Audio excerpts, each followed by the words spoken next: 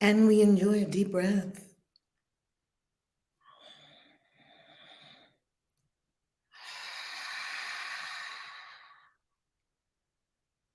We now enter our daily spiritual practice to be uncrazy today and every day, to not make up illusions and blame them on other people,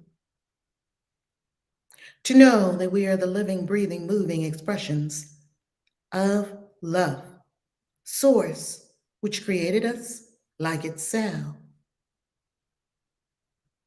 A deep breath and clear the mind.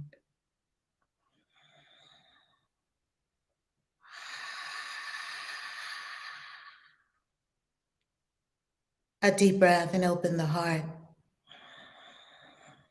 Open, open, open. A deep breath and fill up with air. And when you think you're full, sip in a little bit more and then release with an ah. Inhale.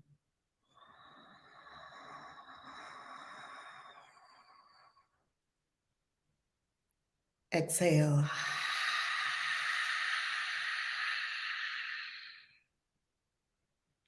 Inhale, and when you feel that you are full, sip in a little bit more air, expanding the lungs. Life expectancy is correlated, connected to lung capacity. Open the lungs, feed the heart fresh oxygen. Deep breath in.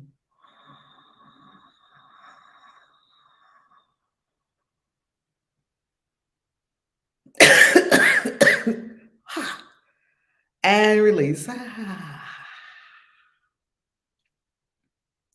Again, deep breath in, get all the cooties out, clear the energy.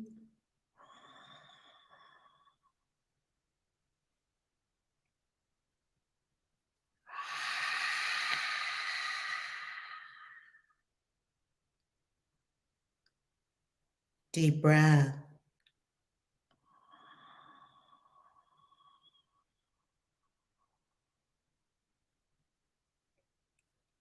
Fill up, sip in, fill up. Stretch.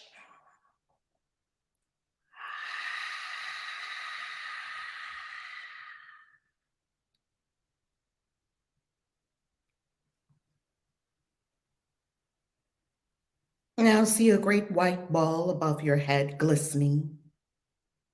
A great white ball of light. This great white ball is huge. See it above your head. By your intention and your awareness. And now allow the white, huge ball of light to descend, encompassing your head, shoulders, chest, tummy, groin, thighs, knees, shins, feet, below the feet, and above the head, beyond the body, far beyond the made-up perimeter of a body. This great white ball is love, source, truth. And at your command, allow the ball to become instantly bigger to encompass the room you are in with your command to expand.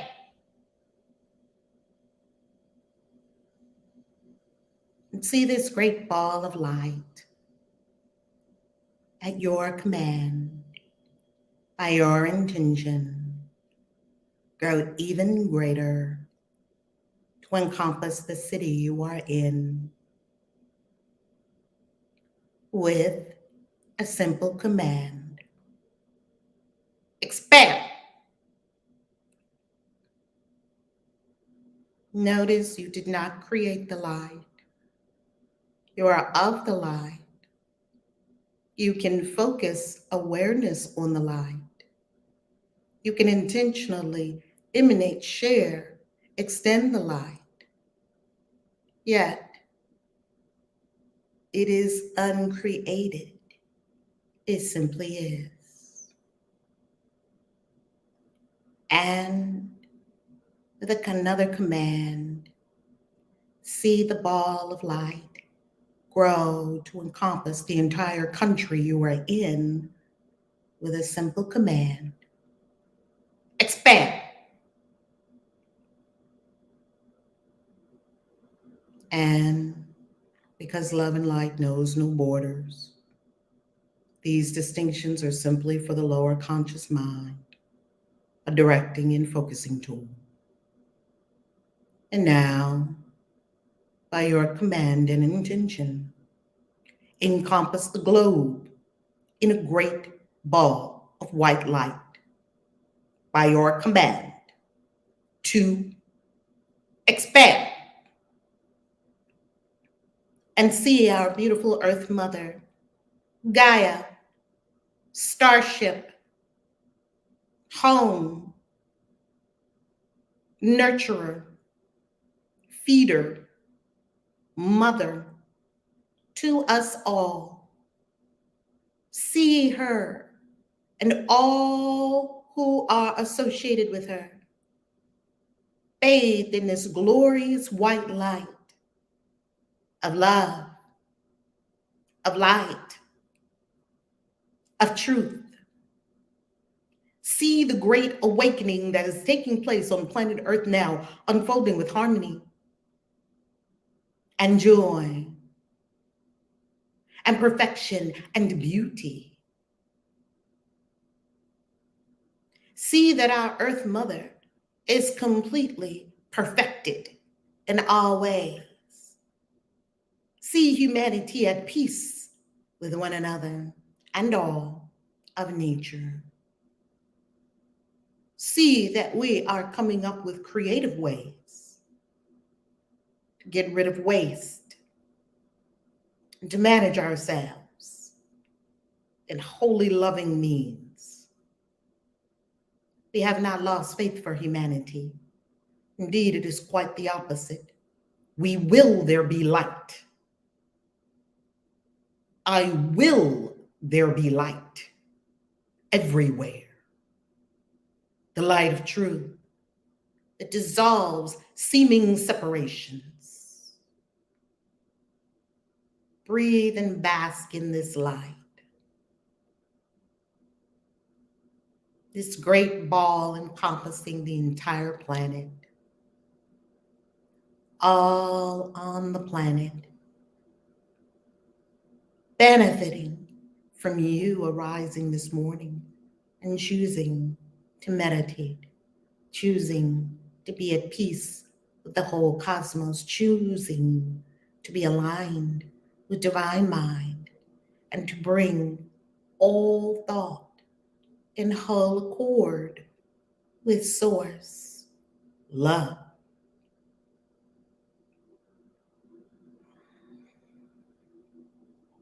Breathing.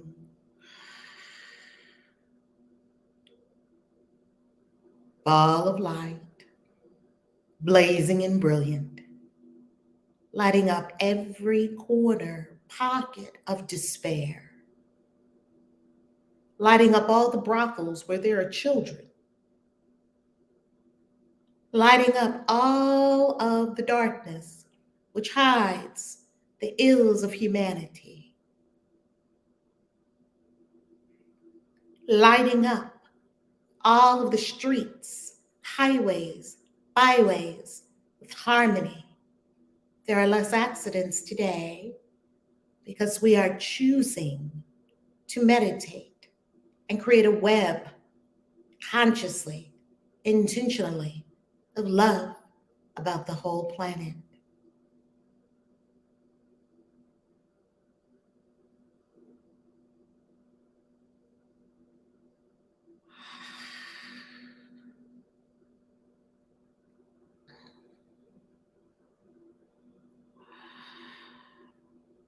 Bask in the light. See all Earth's inhabitants basking in the light, from the cheetah to the owl, to the elephant, to the whale, to the eagle, to the worm, to the ant, to the grass, to the crops that we will imbibe, to the clouds, to the sunbeams entering our orbit and our atmosphere, to the lakes, the streams, pristine and clean, to the oceans, clean and vibrantly alive, to the trees, great trees of the earth, the sequoia here for thousands of years before Christ arrived. There are trees here even before Christianity. To the mountains, the stones, the rocks, all filled with and imbued with the light. The deer in the forest, leaves on the trees, the vines, the bushes, all flowers, all creepy crawlers, all winged beings, known as the flying nation, all trees, known as the standing nation, all walkers about the planet, all bathed in the glorious light of love, harmony, beauty, peace. The power of one mind cannot be underestimated, and the power of many minds is an unstoppable force for good. Peace, truth, light, power, wisdom, love, and breathe. And we'll keep this ball in place today. Whenever you think of it, close your eyes for a moment and intentionally reverberate love through this ball as you do your daily spiritual practice of recalling the idea for today, ruminating on it, reflecting on it, causing it to change our way of being, transformation.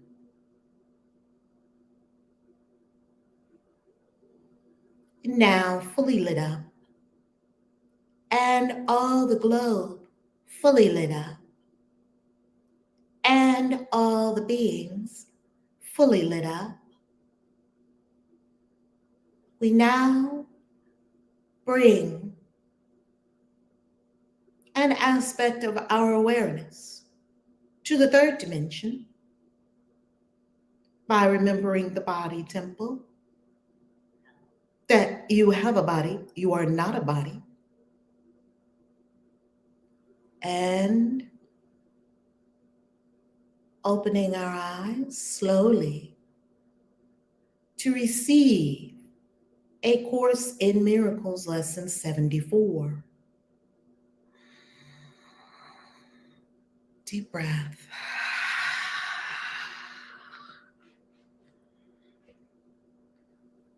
As you situate attention in the body temple, no wandering about of consciousness on other planes, being intentional with all dimensions. We exist on multiple dimensions at the same time. I remember being very clumsy as I was younger because I was not fully inhabiting the body. I was always somewhere around in upper realms, daydreaming, wandering about, and tumbling the body all over the place, receiving bruises and falls, not fully inhabiting the body. So inhabit the body mindfully, intentionally, consciously.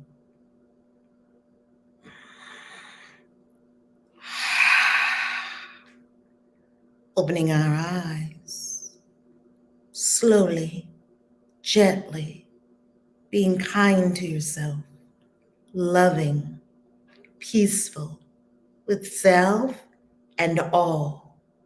Indeed, we can only be peaceful with all if we are peaceful within self.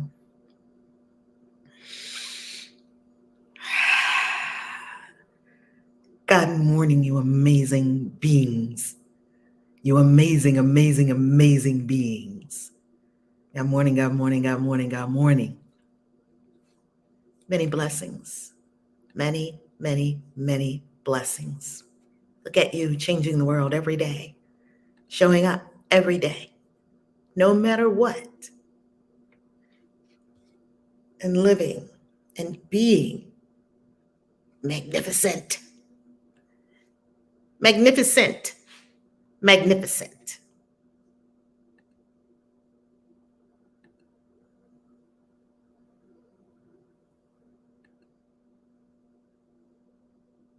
Let's get this screen share right. Here we are. Lesson 74. There is no will but God's.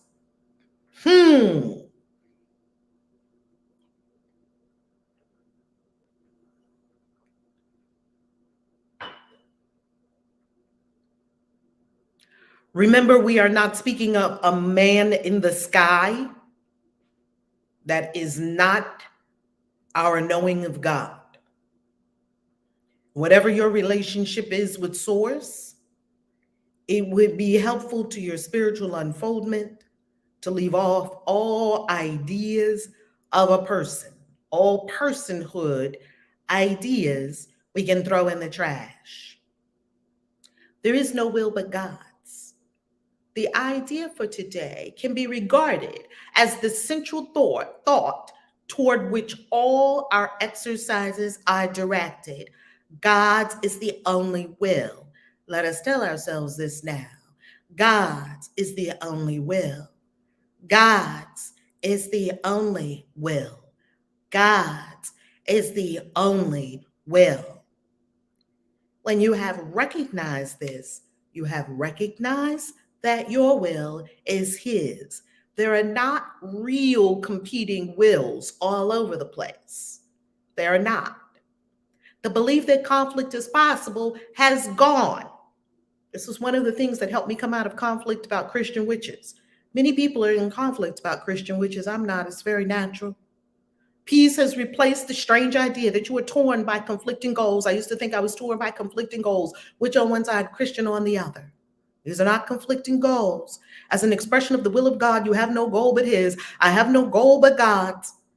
And that is perfection, love, beauty, truth, and all that God is, I am. All that God is, you are. There is great peace in today's idea. And the exercises for today are directed towards finding it. Peace, peace, peace. The sign that you are thinking truthfully. Peace. The idea itself is wholly true. There is no will but God's. Therefore, it cannot give rise to illusions. There is no will but God's. Without illusions, conflict is impossible. There is no will but God's. Let us try to recognize this today. There is no will but God's. And experience the peace this recognition brings. There is no will but God's. Without illusions, conflict is impossible. If I don't have illusions, I can't be in conflict. Well, why am I in conflict? Because I'm making up something that's not there. I'm making up that there is a Christian fighting a witch inside of me. I'm making that up. I'm making up that I cannot honor Christ's presence and honor myself as a born witch. I'm making that up. This is illusions, and illusions cause conflict. There is no possibility for a conflict if there is not a made up construct in the mind. The illusion creates the conflict. Peace is what is easily recognized when we know there is no will but God's. Follow your path that your self, capital S self, is leading you. That's what I decided to do, and voila, perfect peace. Even if other people are not peaceful with what you're doing. It's not your job to make other people peaceful. It's your job to make you peaceful. Begin the longer practice periods by repeating these thoughts several times. There is no will but God's. Slowly and with firm determination, there is no will but God's. And to understand what they mean, there is no will but God's. And to hold them in mind, there is no will but God's. I cannot be in conflict. I cannot be in conflict because there is no will but God's. So what I want and what God wants cannot be conflicting or competing in any way. I made up all the conflict I've ever experienced, yes. Then spend several minutes in adding some related thoughts such as I am at peace. There is no will but God's. Nothing can disturb me. There is no will but God's. My will is God's. There is no will but God's. My will and God's are one. There is no will but God's. God wills peace for his son. There is no will but God's. The universe bids peace to all minds. There is no will but God's. During this introductory phase, be sure to deal quickly with any conflict thoughts that may cross your mind. Tell yourself immediately, there is no will but God's. These conflict thoughts are meaningless. See them for the illusions they are. Do not invest them with power and energy by paying attention to them and going along with them. See them as meaningless. See them as powerless. See them as meaning nothing.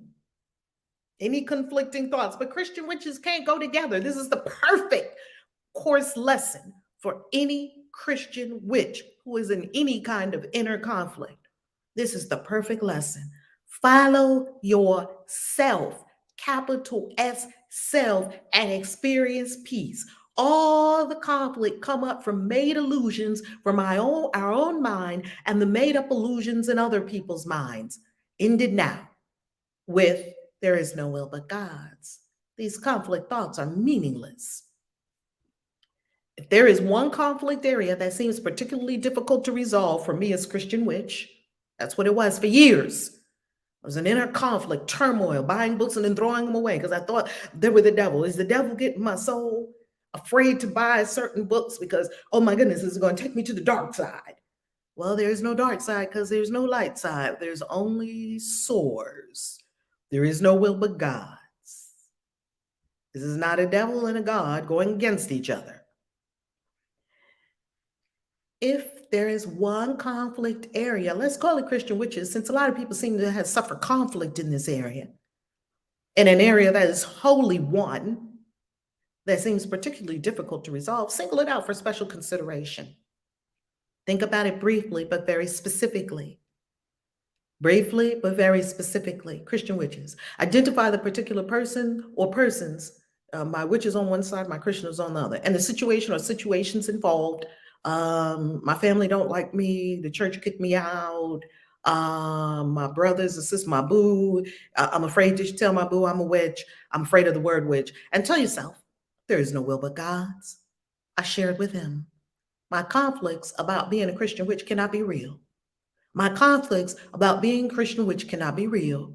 My conflicts about being a Christian witch cannot be real. My conflicts about being a Christian magician cannot be real. My conflicts about any Christian mystic cannot be real. Any conflict thoughts that we have anywhere in our minds with regard to Christ and or magic, witchcraft in any form, dissolve them now. As a matter of fact, when the Nag Hammadi Library from Nag Hammadi, Egypt, was discovered, and we begin to read them as we have read the texts in Christian Witches Church on Sundays. We're on for the first Sunday of each month. We begin to see that Christian witches is closer to the original idea of Christ than the church. That's a shocking statement from what we read in the text. And we read in the text that Mary was the first apostle. Where was Mary? Where was Mary Magdalene? The church maligned her and called her a whore. There is no will but God's. After you have cleared your mind in this way, cleared your mind, there is no will but God's. Close your eyes and try to experience the peace to which your reality entitles you. Reality entitles you to peace. The fact that you are, the truth that you are the child of this universe, the offspring of love, and love created me like itself, love created you like itself. The very fact that we are the offspring of this universe means that we're entitled to certain things. It's an inheritance of divinity. And divinity is inherently peaceful, tranquil, serene, and has no problem with anyone. Think mind like water, a placid lake. A lake is not fighting the shore. A lake is not fighting a pebble that is tossed into it. A lake is not fighting the fish that are in it. Sink into it and feel it closing around you. Sink into the peace that you are entitled to. It says you are entitled. It says your reality entitles you to peace. Your reality as a divine being, your reality as a cosmic root, as the Mayans call human beings, cosmic roots. The Mayan word for human beings is cosmic roots. The little roots, the cosmos, you growing from roots. You are the roots of the whole cosmos. You didn't just happen here. Sink in. There is no will but God's. Feel the peace. Let it cloak you. Let it be as a blanket about you. There is no will but God's. Come into perfect harmony within self. There is no will but God's. Get rid of all competing, warring factions within the mind. These are illusions. There may be some temptation to mistake these attempts for withdrawal, but the difference is easily detected. We are not avoiding life. We are not withdrawing from anything. If you are succeeding, you will feel a deep sense of joy and an increased alertness rather than a feeling of drowsiness and enervation. See, we know what happens when we are depressed. I was depressed for a long time. My soul was encased in the acorn shell. I had not yet released it to grow into the mighty oak. And here in the bed with the drawn curtains, trying to make it as dark as I could, perhaps to simulate the nothingness or death or whatever. That was drowsiness, enervation, no energy, no energy. That's very different from what we are describing here. Know the energetic distinction. We are energy beings. Reverend Dr. Michael Bernard Beckwith says, everyone's first language is energy. That's your first language, energy. When you were a babbling, beautiful baby who knew not any language until the humans stuffed a few languages into your head, your whole vibe was ruled, your whole world was ruled by energy before words. You felt the energy of pain, the energy of this, the energy of that. You are an energetic being. So we are intuiting into the energetic distinction between meditation and depression. It's a very important distinction to know of. Between stillness and no energy. Very important. Stillness actually brings an enlivening, energetic beyond the description. It brings a deep and profound sense of joy, bliss, and it's an aliveness. Joy characterizes peace. So that means if you're in peace, you will have joy. There is no will but God's. By this experience, will you recognize that you have reached it? Joy characterizes peace. So if there's a sense of joy, you've reached it. Congratulations. If you feel yourself slipping off into withdrawal, like just coming, wanting to get away from the world, escapism, quickly repeat the idea for today and try again. You see, you just simply write yourself. You can write yourself. You can correct yourself 1,000,000,000 times. We heard Dr. Jubilee say the other day that the distinction between a neophyte or an acolyte or a newbie, a new person, as we put it in magical terms, a new person to magic, and a master is the speed of correction. Speed of correction. Oh, I'm blaming something on someone else. Oh, I'm holding a grievance. Let me shift it. Holding grievances is an attack on God's plan. I found myself holding grievances and I found myself immediately able to apply the laser beam to it. Holding grievances is an attack on God's plan. I will not attack God's plan. Every time an old grievance came up in my mind, I'm seeing the grievances more and more because we asked to see them. Above all else, I want to see. And so when we see the grievances arise in our minds, we can say, oh, I have something for that. Holding grievances is an attack on God's plan for salvation. It's an attack on myself. I will not attack God's plan and myself at the same time. I will not keep the Son of God, the children of God in darkness along with me. Oh, those grievances are gone. I forgive that. There is no will but God. You have 74 so far power tools in your quiver of arrows for the ego. We cannot say we're not tooled.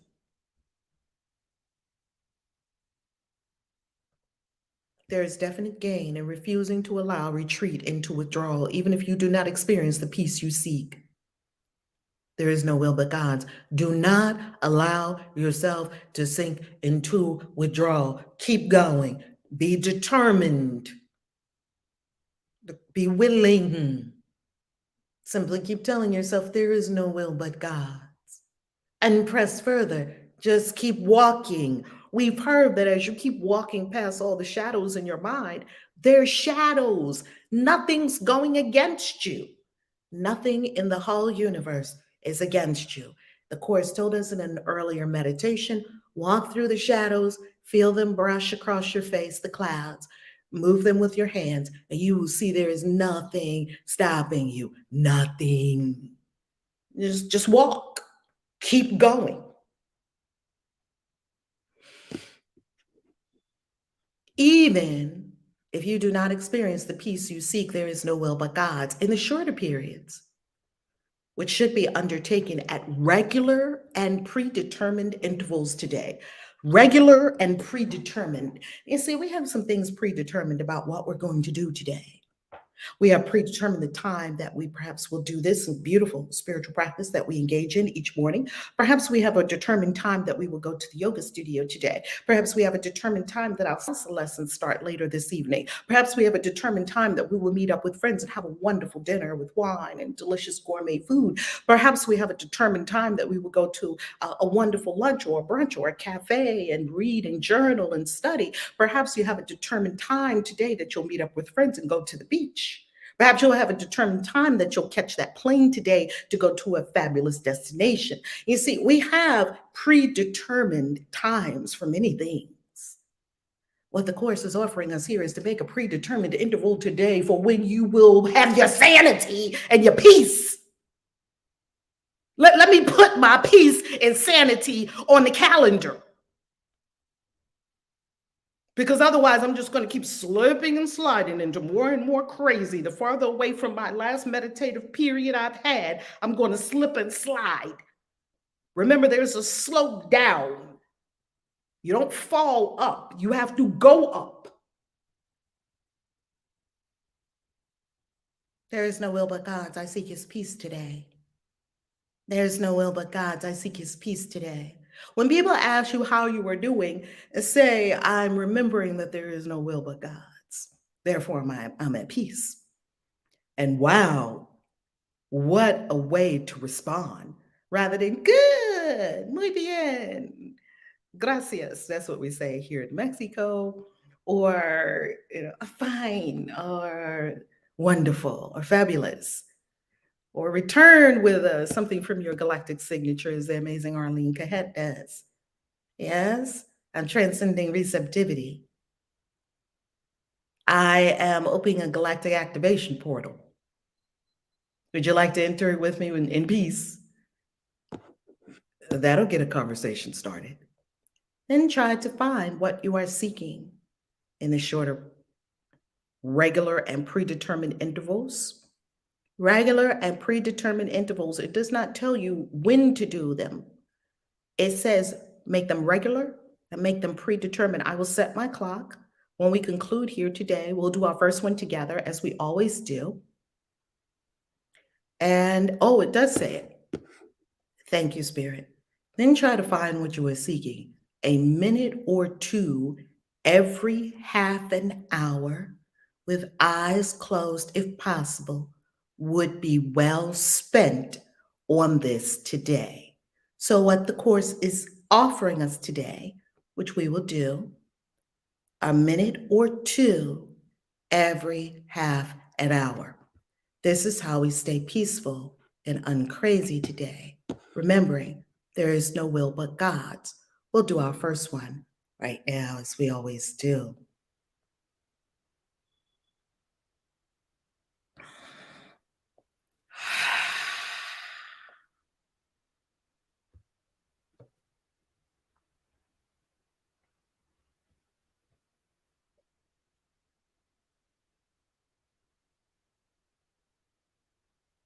Two minutes, and we begin.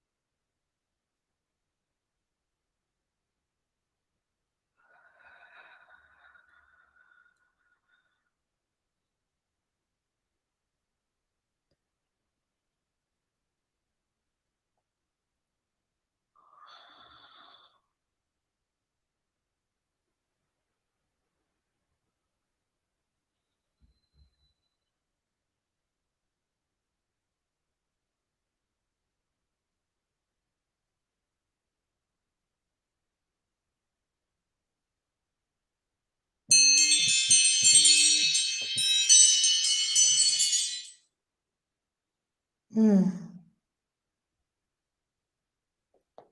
That signals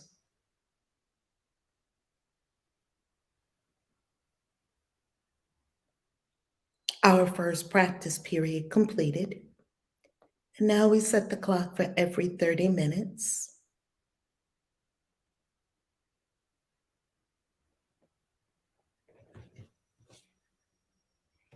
And that is our Course in Miracles lesson.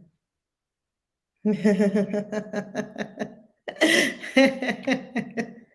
is our Course in Miracles lesson 74. There is no will but God's. I'm at peace. See, when people try to pick fights with you, there is no will but God's. I'm at peace. When people try to get you flustered, there is no will but God's. I'm at peace. When strange stuff happens today, there is no will but God's. I'm at peace. All right, mods, any shares? And the floor is open. And here are the kind of shares we are looking for. We are looking for the kind of shares that reflect that you have been in A Course in Miracles for 74 days. We're looking for the kind of shares that are elevated conversation. We're looking for shares of miracles and ahas and epiphanies, or questions and things that you're going deep with. Let's get this party started. Go. Good morning. Good morning, beloved. Well, definitely the course just shows me. And every day it shows me a different aspect of me. And this morning I just couldn't help but just to kind of chuckle because I went to sleep with a grievance and I woke up determined that I was going to have conflict today. I'm like, man, just wait. I'm going to tell them. And then when we started the course, I was like, I was holding a grievance over something so tiny and minute that shouldn't have even ruffled my feathers. And I went to sleep and woke up. And I was like, oh, yeah, I didn't give him any conflict yesterday. I'm going to give him conflict today. So when you think about it, you're like, damn, it's me. And of course, when I'm feeling how I feel, I'm not like, oh, yes, let me create conflict. But in my mind, my ego is always right and wants other people to know that I was right. And when we just give up that need to be right, there goes all the grievances, there goes all the conflict. It all just dissipates. So I'm loving the course. Every lesson is like a wow factor for me, and it just makes me laugh, and it brings me back to the peace that truly is my birthright. So I'm so grateful for going through this journey. And every morning I just laugh. I can't help but to laugh every single morning. I'm complete. You will not believe what I had a grievance about yesterday. Yesterday, look at yourself, look at your mind, family. If you're really scouring your mind, you'll see all the grievances. This was the grievance I had yesterday and this morning when I got up. I went to bed with a grievance too and got up with the grievance. How can I get rid of cockroaches? So when I got back to my home in Mexico, and I have a house manager, I have a personal assistant here, as you all probably know, when he had the housekeeper come and the amazing staff that we have for the home here. And they came and they cleaned the home. Oh, so beautiful. So I come home to this beautiful home, and no one's been here for a little bit. So the cockroaches thought it was okay just to walk around. And so I saw a cockroach walking. I was like, excuse me. I mean, I don't mind you just stopping by. You can't live here. Like, God gave me this house. And he was like, no, I'm here, and he or she or they, no, I'm here with my friends. And then I saw another one, and then I saw another. Okay, 6 cockroaches later. Oh, Lord. Oh, Lord. 6. Harmony just said, I'm never coming to your house in Mexico, Rev. Never. I know about you and the cockroaches and how you will not just set off a bomb and they'll be gone. No, can't do it, can't do it, can't do it. But look, my mama and my grandmama, oh, they was bomb queens. They would bomb a whole kitchen in a second. They was raid, they was everything. They didn't buy it that side. They was boric acid, they was all of it. So here go me yesterday, and I'm like, I didn't realize I was in a grievance. I didn't realize I was in a grievance. Not a grievance. No, it is a grievance. I'll tell you how I found out that it was a grievance.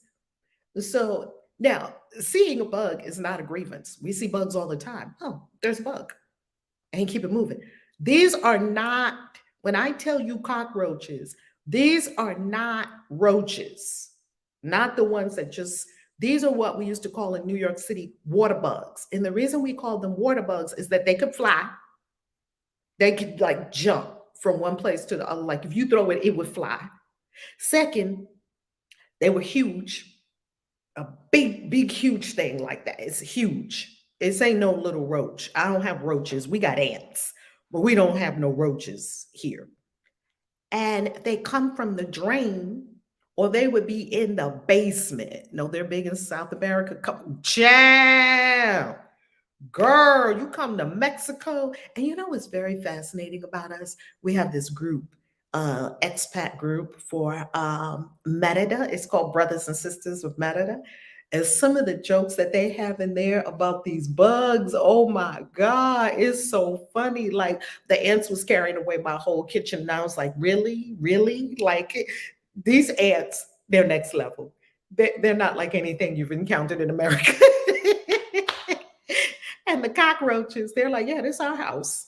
They be walking around, munching it, sitting there watching TV with you, munching on. I'm like, whoa, whoa, whoa, what is happening right now? Don't do this. so, so it wasn't a grievance seeing a cockroach. I've seen a cockroach here before.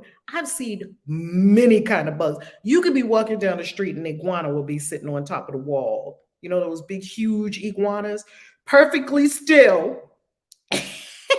Come on, girl. And the oh man, these ants. Oh, you got those ants? These ants are next level, okay? These are not your ordinary ants, and they are so on a mission, they're so focused, it's not even funny. Well, remember, where do we live? We live in the middle of nature. The Yucatan is like a big giant rainforest. We just hacked away a little of the trees and put houses here. We are in the middle of nature. So are we expecting to be in the middle of nature and not see nature? So I don't have any problem with that. I love nature. We just have to move you all somewhere else because what we are not going to do is live together. So if I had remained, remember, this is how you can check yourself. It said joy characterizes peace. And there's another Course in Miracles lesson that says, I must have decided wrongly because I am not at peace. I was not at peace. That's how I knew it was a grievance. Now, if I was still at peace, oh, there's a bug there. Okay, let me take the bug outside. Because normally what I try to do is trap them and throw them outside. That's what I like to do on a nice day. A couple of these they was trying to form a coup up in here and run me out of God's house. There's no will but God's. Cockroaches, for the ones that's acting a belligerent, I'm just going to have to catch you and just shut you down. And for the ones that I can try to get out of here, I'm going to try to save your lives. But I was talking to them. I was not at peace. Child, they come with suitcases. Child. Oh, they was trying to run me out of here. See, because they were thinking like, oh, she's gone. See, because normally when I'm here, I got the essential oils going. I got the force field going. I got I got the stuff going. You see, I know what to do with the ants. I get some good cassia and cinnamon. Them ants don't come near cinnamon. They don't play with cinnamon. They be like, never mind. It's not worth it. We go to another house. Feed your queen elsewhere. Now I'm all for you ants feeding your queen. I know you're on a mission. And that mission is a divine mission because there is no will but God's. You just can't traipse through my kitchen for your mission. There's much food here, all over. Okay, you just redirect them. Well, I realized it was a grievance because I was not at peace. That's how you know. The Course says anything that disturbs your peace is temptation. How do we handle temptation? Our idea for the day. There is no will but God's. Is that helpful, Harmony? That's how I knew it was a grievance. I heard it this morning. I'm over singing hell to the no. Hell to the no. No. We just gonna bomb them and it's gonna be over. And you're like, oh no, Harmony, we do not harm. We do not harm, we just love. And I'm like, see, Rev, you done went too far. I was with you until you said we weren't gonna kill the roach. I was all the way there. God is working on me. So what Harmony is talking about is years ago in one of my meditations, one of my initiations, I took about harmlessness. So I do not bring harm to a living creature, but now, and there's an and to it. If a mosquito is about to bite you, you can't swat it. Like, come on now, you bite me, so now we got to roll. So harmlessness does not mean just lay down and let everything just crawl all over you. Just do anything. It doesn't mean that. Harmlessness means I write about this in, I believe it's Spellcrafting for the Christian Witch, or either is it Spellcrafting for the Christian Witch? I do. I write about it in Spellcrafting for the Christian Witch. Let me see if I can bring it up. When you see in spellcasting, I clearly define a spellcraft for the Christian Witch. Here you go, a compendium of Christian witchcraft. Very good. So right here in spellcrafting for the Christian witch, I'm pretty sure it's in spellcrafting. By the way, thank you, thank you, thank you to everyone who has written a review for any and all of the books. Big appreciation. Big thanks, big thanks, big thanks. People seem to love this book. Big thanks. Please, reviews if you've read any of the books, you're working with any of the books, just one or two lines that say, hey, this is how it helped me. Hey, this is what I've learned. Hey, this is how I'm using it. And we would love that. We would love it, love it, love it. So, in Spellcrafting for the Christian Witch, I clearly outline the vow of harmlessness. And so, therefore, I don't go around and now, if my grandmama and my mama was here, they would have ended the situation like that because they did not play. I am taking a different approach in my life. I'm at peace with all of nature, and I understand that this portion is assigned to me, and this portion is assigned to you. And so I lead them outside. Go to your peaceful place where you are appointed by God to be. The roach has just as much right to life as me. I'm not better, and it is not better. And just because I saw it doesn't mean that it's supposed to be instant death. That's not what it's supposed to mean. We were conditioned to believe that. Remember, we talked about the freight train. You were conditioned to kill bugs. If we did not have roaches, we would not exist. If we did not have ants, we would all be dead. If we did not have worms, we would all be gone. Now, of course, this is spoken like a true witch, because witches, we just have this connection, visceral connection, a palpable connection with life in all its forms. It's this, I know you're alive. I know that you're a being. I know that, and I do not wish you ill will. Just because you came into my path doesn't mean I need to destroy. I'm not a destroyer. I'm a lover. And you have to choose it, right? And you choose it in your own way. This is how I choose it. So if I can scoop them up and set them free, that's going to be my first. If I can put essential oils and redirect them, if I can put this, that, and the other, and I found some things for them.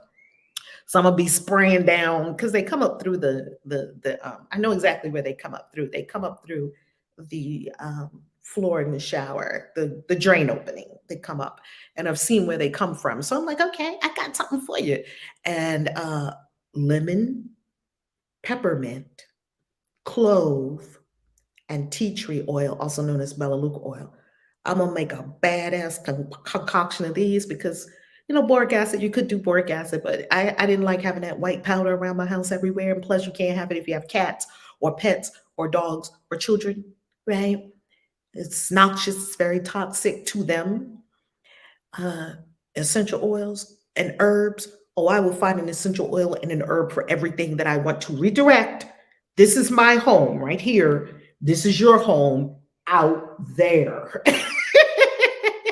You have the right to live anywhere else. This is boundaries, okay? Keep it clear, and we're gonna be friends. If I see you outside, I'm gonna be like, hey, cockroach, what's up? Get your life, get your whole life. If I see you in my bathroom, I'm gonna be very witchy. Okay, where are my essential oils? Where am I this? Where am I there? Because we need to send a new message of direction to these critters. And that's that. I hope that's helpful, family. That's how I say. Oh, what were you gonna say? You are so right. Pause, Mama Rosa. Mama Rosa, did you just jump the line again in front of everybody else? I use essential oils for everything. Everything. I have concoctions for pain. I have concoctions for ants. I live in South Beach. Yes. And I'm on the ground floor. And all kinds of little buggers come out that ground and visit me at my apartment. And when the worst experience I had scared me to no end, I'm laying in my bed and a big old cockroach crawled across my bed. I was like, oh no, did I not pull out my Peppermint oil and throw it everywhere? Get it out. Don't come in. I ain't seen a roach nor cockroach in my bedroom. But they love my lip. So I have to redo. I understand. I don't want to kill nobody. I be scooping them up and trying to take them out on the bank of balcony and throw them out. You know, that's even dangerous because then they have birds there. They were going to,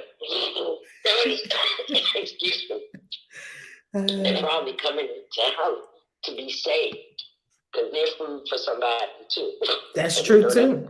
Thing that after them cannot come into your house. This point. I love the stories about the blood. And St. Thomas, they had those cockroaches probably like they have in Mexico.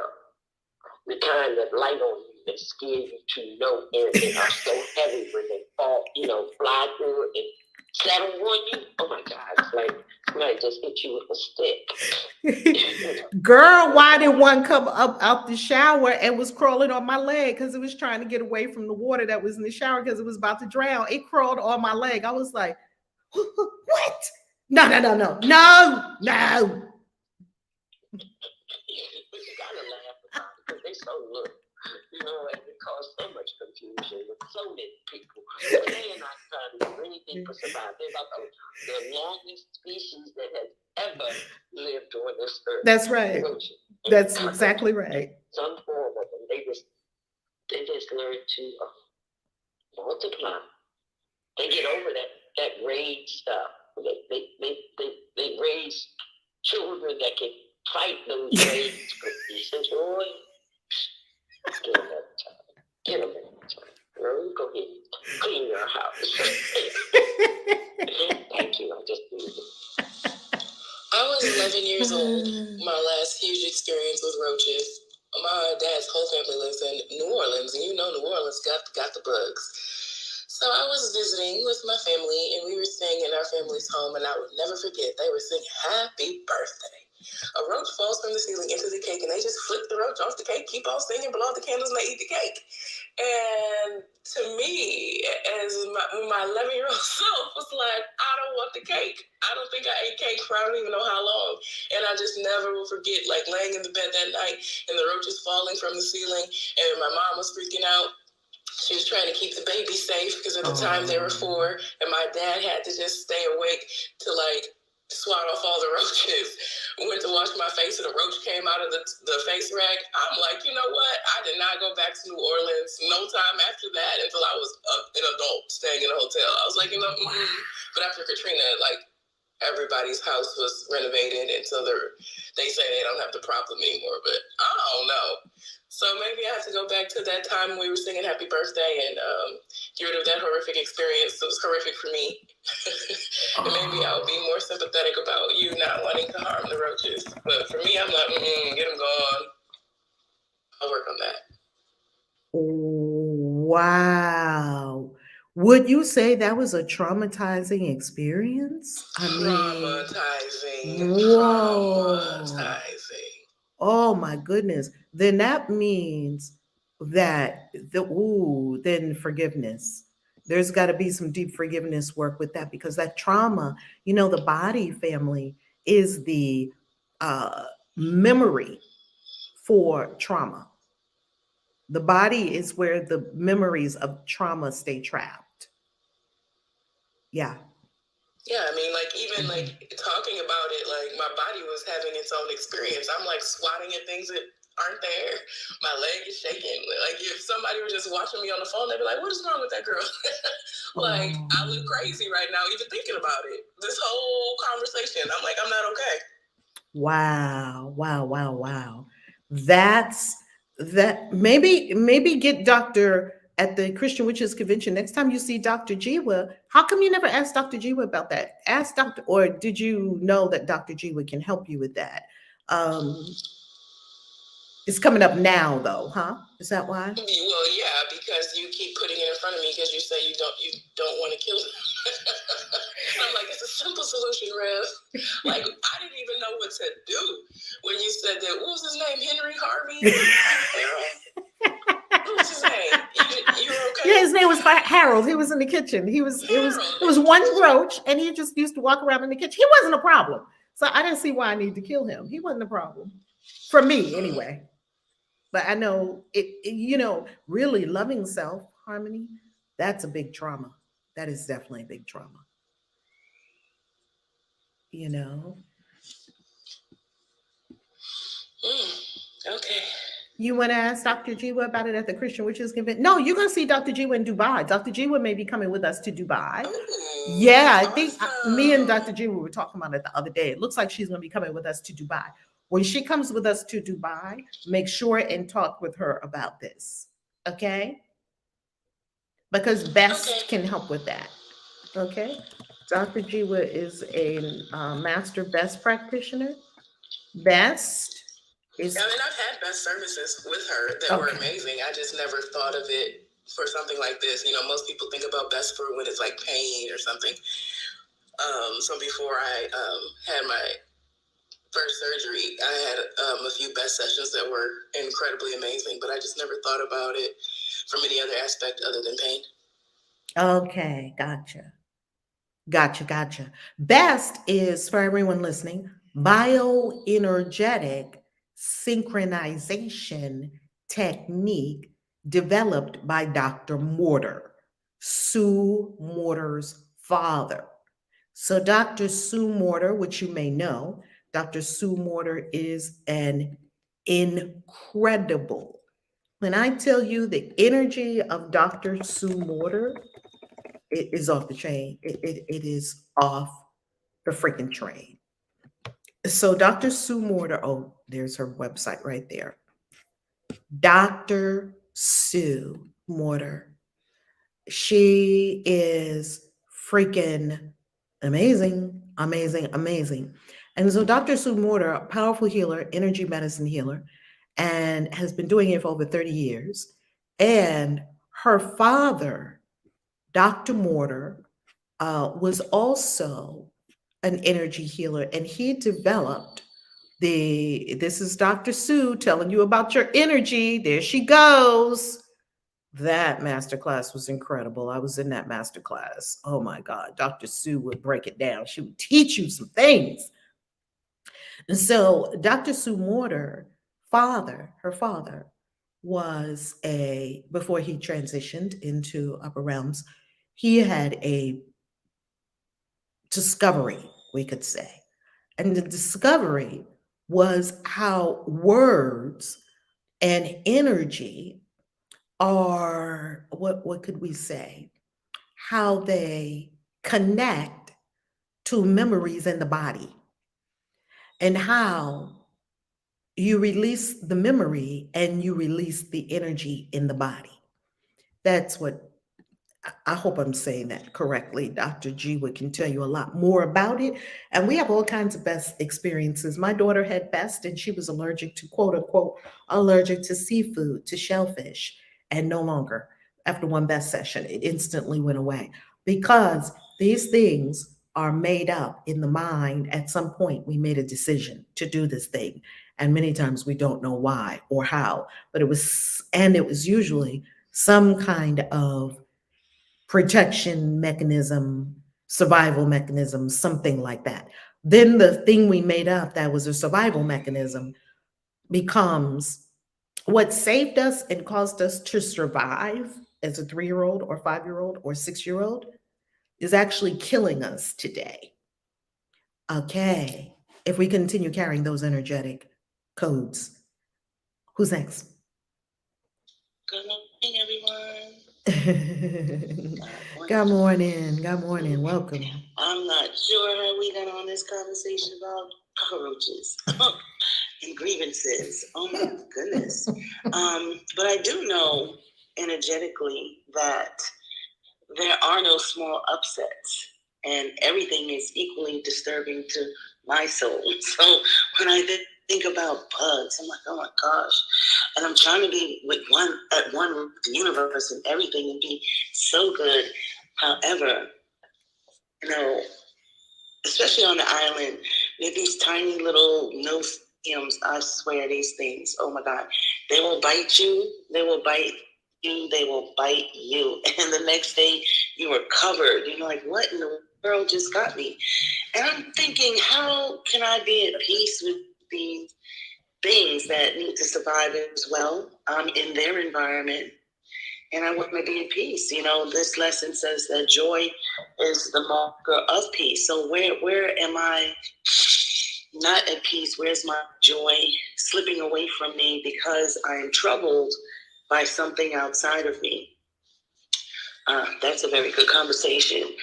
I don't like those bugs, and there's no will but God's. However, and however really means a but, and I try not to say buts or however's, because however's just sound to me like but, however, however, but, and it cannot take my joy.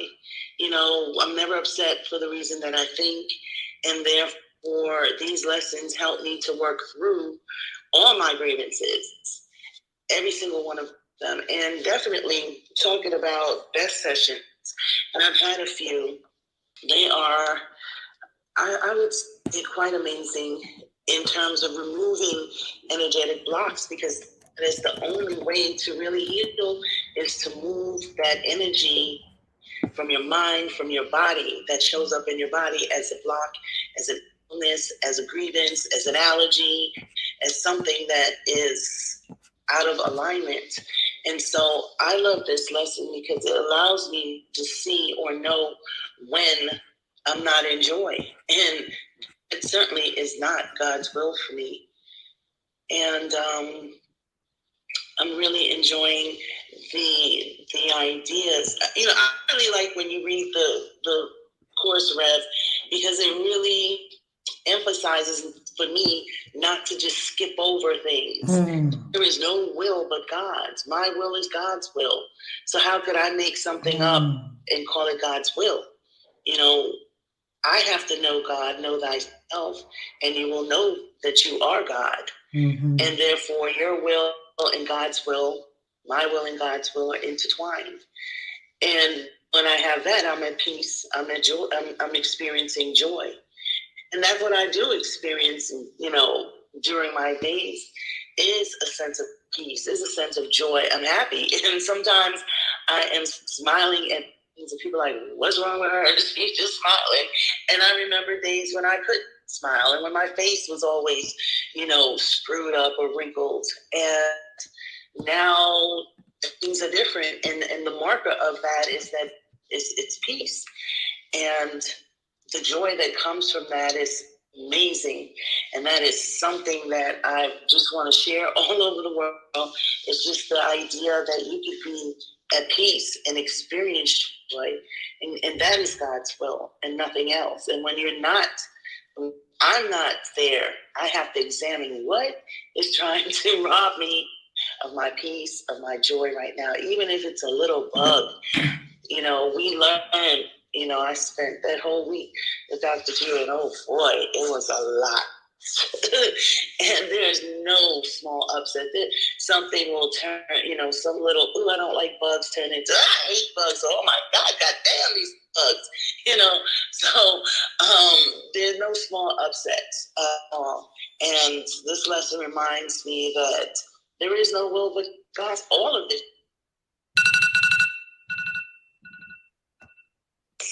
About the situation or about the thing that's keeping. Let's pause for a quick moment. Our 30-minute chimes just came. So we'll do 1 minute and then you continue. Okay. Okay.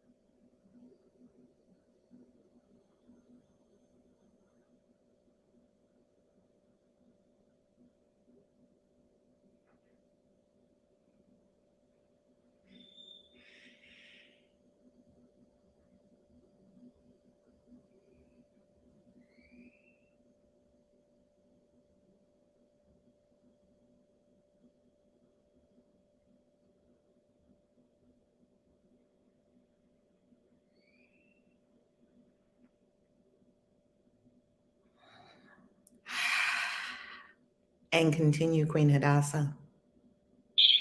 So I'm almost finished. So, what I wanted to say is, even going back to best sessions, the purpose of best sessions is to really unlock those negative charges or those negative ideas that we hold so deeply ingrained. They're not even on the surface, and most of the times we're not aware of them. And I don't know how the thing works. I'm like, this thing is bizarre. However, I know it works for me.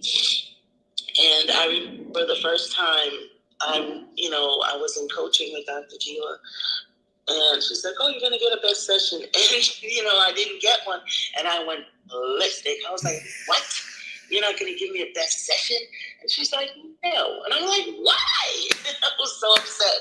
And she explained later that why she did what she did, and I understand.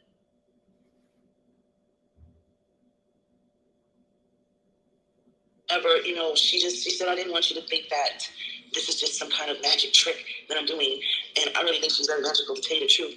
However, best is not magic. It's really unlocking subconscious memory patterns and doing it in such an elegant way that you don't even know it's being done. And according to what I've been reading in the course, removing these negative energetic blocks, that is the only way to true healing. So all the pills and the needles and the whatever we do on the outside, those things really don't lead to healing, don't lead to peace, don't lead to the joy if you're not able to remove those negative energetic blocks from your mind and join in God's will, which is peace, happiness, joy, love, elevation, which is, I'm trying to stay there. I'm trying rhymes with lines. So, it is my goal to remain in peace, knowing my will is God's will. So I'm complete with that. Yay. This is really good what you're sharing, Queen Hadassah. Hold on for a moment. I'm making a note in my journal because there are two things we're going to talk about right now. From your share that is so good, so delicious. While you're doing that, I just wanted to say, for new people that join Clubhouse, welcome. When you raise your hand, if you don't have a picture or a bio and you're not following anybody, we usually don't bring you up on stage because a lot of times that's bots. So if you're not a bot, you want to just take a moment to put up some sort of a picture and something so that most people won't let you up on the stage if you don't have any info. This is a good time to copy and paste a good bio and a link to your Instagram. It takes you a couple of seconds to do that so that we can verify who you are and keep all good order with all the mods. Thank you so much for that, Harmony. Thank you. Here's the deal. I love what you shared about the bugs and how do it, since this seems to be an experience that a lot of us are having, right? The bug situation. You go to a beautiful place, right? A lot of us having the bug situation, the roaches falling on the birthday party, ruining the birthday party. That's like raining roaches. Like, how traumatic is that? And I mean, that roach was in the icing red. Like, he was stuck, like, couldn't get out the icing, and they just flicked it like it was no big deal. No, I would not have eaten that cake. I'm not eating a roach cake. I would not have eaten that cake. And the roach could have had that whole cake, as far as I'm concerned. You and your family can now have the entire cake. It's yours. So that we're having all these different kinds of bug experiences, maybe with ants, maybe with water bugs, maybe with mosquitoes, as Queen Hadassah was speaking of, that you go into a natural place and you're being bit up by all of these bugs. Here is a story for us. As you know, I endure in order to enchant. So my first line of my Galactic Signature tells you that I endure a lot of shit. And for what? Why? To enchant, to tell stories. I'm a storyteller. And to do magic. And to chant inwardly. Enchant has many meanings. One of them is a storyteller. Well, there was a guru in India, where all these gurus live, who sleeps on bed, and they sleep on beds of nails and things like that. They do all these amazing things because they've trained their mind forever. Like, there was one guru in India that sat somewhere and put his arm up and kept it there for many years, and then it calcified, and it doesn't move, and people come and they do much praise and I won't say praise, adoration, and they adore him and they bring him gifts, and they count this as an extreme act of penitence and devotion. And I heard someone speaking of it, someone in the West speaking of it, was like, well, that's just crazy. Like, and without knowing, having been to India, without knowing the veneration and the adoration in the minds of the people who are doing that. So we never just knock down anything people are doing spiritually, because we don't know what it's for. We don't know what his path is. We don't know what the path is of the people that were supporting him was doing. We don't know. Maybe Spirit told him, put your arm up, and he put his arm up and he never took it down. And Spirit said, just put your arm up. That could be it. And boom, we don't know. We don't know. I don't know what anything is for. Well, I give you that background to share with you all these gurus in India and all these amazing things that they do. And some of them get buried for, like, they think they're dead. The people think they're dead. They bury them, and 30 or 40 days later, they raise them up and they're alive. They can learn how to stop their heart. They can learn how to start their heart. They can learn to stop their heart and not decay their body, still have the life force going through their body. These gurus can do some things that are documented. Don't eat any food at all. A breatharian is documented. Being in a space, they kept him in there for a very, very long time. They asked, could they study him scientifically, and that he takes no food or drink. And he's been living like that for, like, I don't know, 30, 40 years. He's like 80, 100, something like that. So I give you that backdrop to share with you that these things can seem quite beyond the framework of what our freight train would dictate. Remember, we were born on a freight train. You were born into a thought stream that's going at breakneck speed of what is possible and what is not possible. Remember that. And they're not at all true.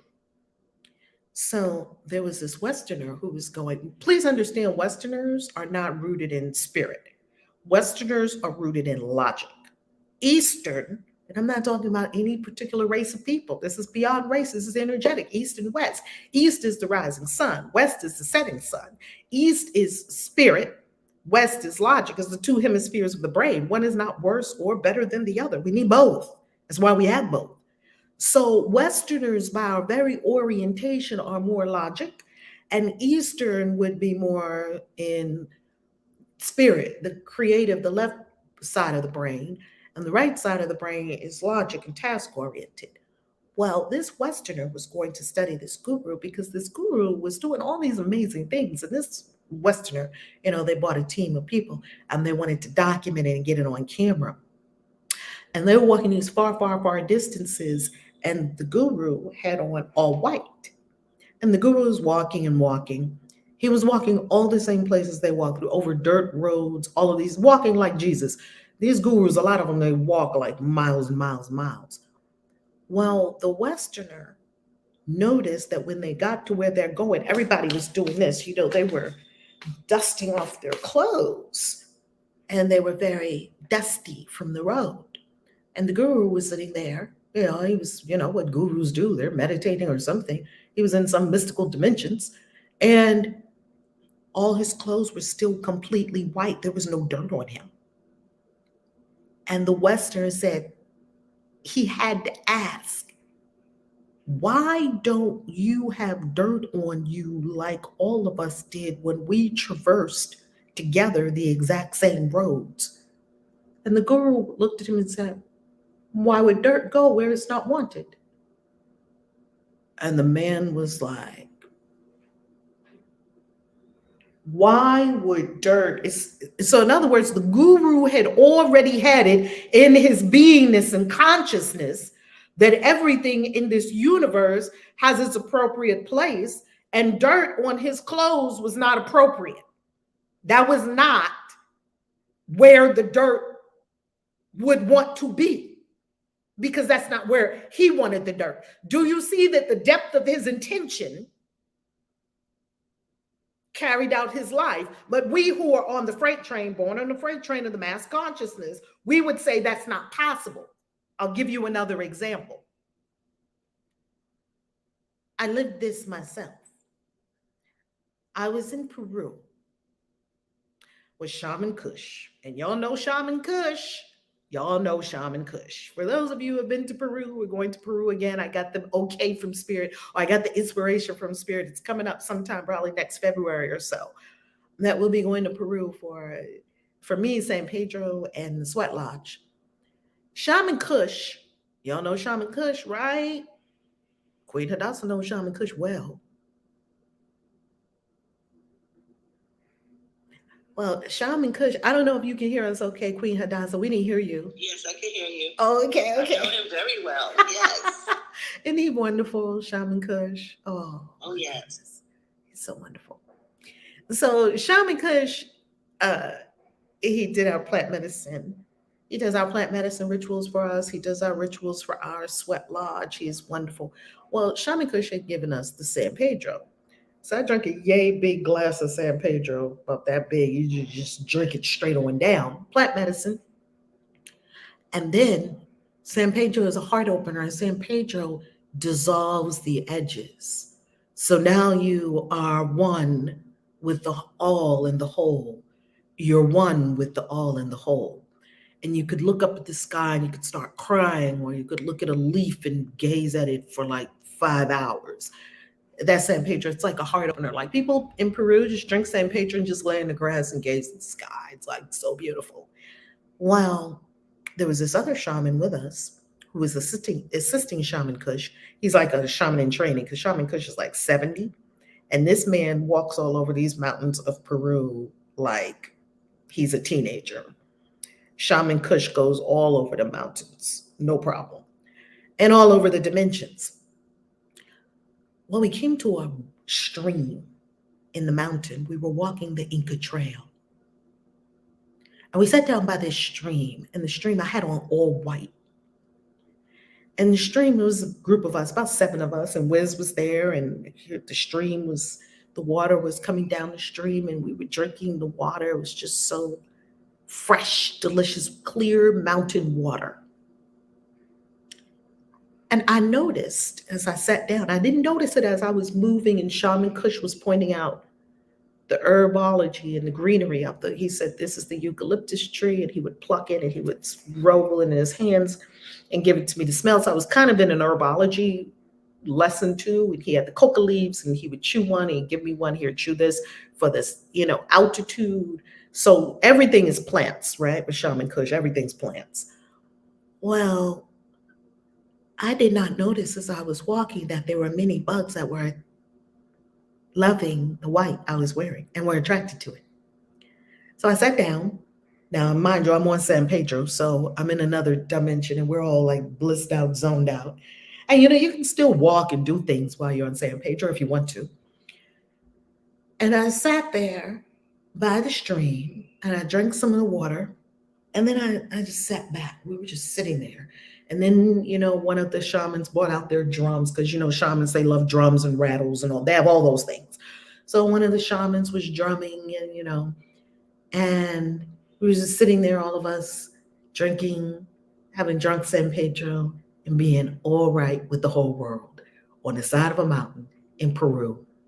About, I don't know, I think it was 7 of us who had drank and 2 shamans, so like 9 of us chilling, and everything's beautiful and perfect. And I remember looking at my hand and I saw a bug on my hand. And I did not have my usual flick off. I didn't have that. Because remember, I was in an altered state of consciousness. I saw the bug on my hand and I could see this bug so clearly that it had a pincer. It had a pincer that it could have pierced my skin. And I looked at the bug, and I kid you not, it was some kind of communication between me and the bug that said, I love you. And that bug walked around on my hand. It did not pierce my skin. I don't know if it was a mosquito. I don't know what it was. There's a whole lot of bugs in the woods, whole lot of them. That's what supposed to be. If there were no bugs, we'd all be dead. And I came to an understanding with this bug. I won't even call it a bug, an insect of the winged nation, that we were one and friends. And then it did not seek to feed on me, to pierce me, to do what it would normally have done. Maybe it went somewhere else. I don't know what it did. And I had this communion with this. I can't even call it an insect, because in that moment, it was my God teacher. In that moment, this was my teacher, showing me myself and the oneness of all life. And then I looked at my jacket, and I was covered in bugs. And I was calm. It was like, oh, my friends have come. I'm telling you, it was so surreal. And I looked down at myself, and I looked at Shaman Kush, and Shaman Kush does what he always does. He was just chuckling. I love Shaman Kush. And that is how to not be bitten by bugs. Come out of the lower third dimensional consciousness to multidimensional consciousness, where indeed we are one with all things. And that day I communicated with the bugs on the teacher in winged insect fat form on my hand. I communicated with the dog who came in energy, like, you're not putting those muddy paws on my white clothes. I love you, and we have a boundary. And I communicated with a donkey. It looked like a donkey or a mule or something like that was charging toward me, and I went, chuck, and the thing stopped right there. None of them speak English. Everything understands energy. And I communicated with all these entities, and it was not an issue. Everyone stayed in their appropriate place. Everyone stayed in their appropriate place. Is this helpful? I love it. I love it, because it's about order. And I know that I have the ability to be in nature and be in order as a product of nature. And I know this. And this is why I'm like, I must be at one. I must be at peace, because I love nature and I love being outside. But I do not love getting bit up by bugs, however, I really love it, because there is a path to peace and the oneness of creation. And that's what I seek. So if I seek that long enough, I'm pretty sure I'm going to find it. And I will not be disturbed by little critters that are here for their own divine reason. And they know why they're here, and they're programmed to do exactly what they need to do. Is I'm the one that's disturbed about it. And I'm not going to be disturbed, because I understand the oneness, yes. And spending time in nature, spending time in Peru, spending time with a shaman, spending any kind of time, in a visioning situation where you can see yourself as one, as part of the entire cosmos. Yes. And, I talk about these things, and for me, I love to be high up there in the ethers. Mm-hmm. When it's time to come back to Earth, I'm like, oh, Lord, I have to go back there. Oh, Lord, I have to come to Earth. I have to be back in the third dimension. I have to... And it's just the feeling of being so complete and one when I'm way out in meditation somewhere. I love it. I really do. And it's very helpful, very helpful. So I'm complete, and I know that Queen Vashti is on the stage, and I think she wants to talk, so I will yield the mic to her. Thank you, Rev. Good morning. Good morning, everyone. Good morning, bienvenidos. I love this conversation, this discussion.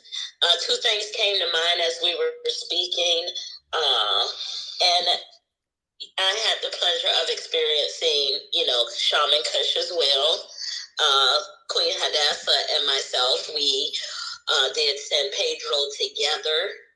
And yes, you're definitely in an altered state. And I always say that there's something in a name because my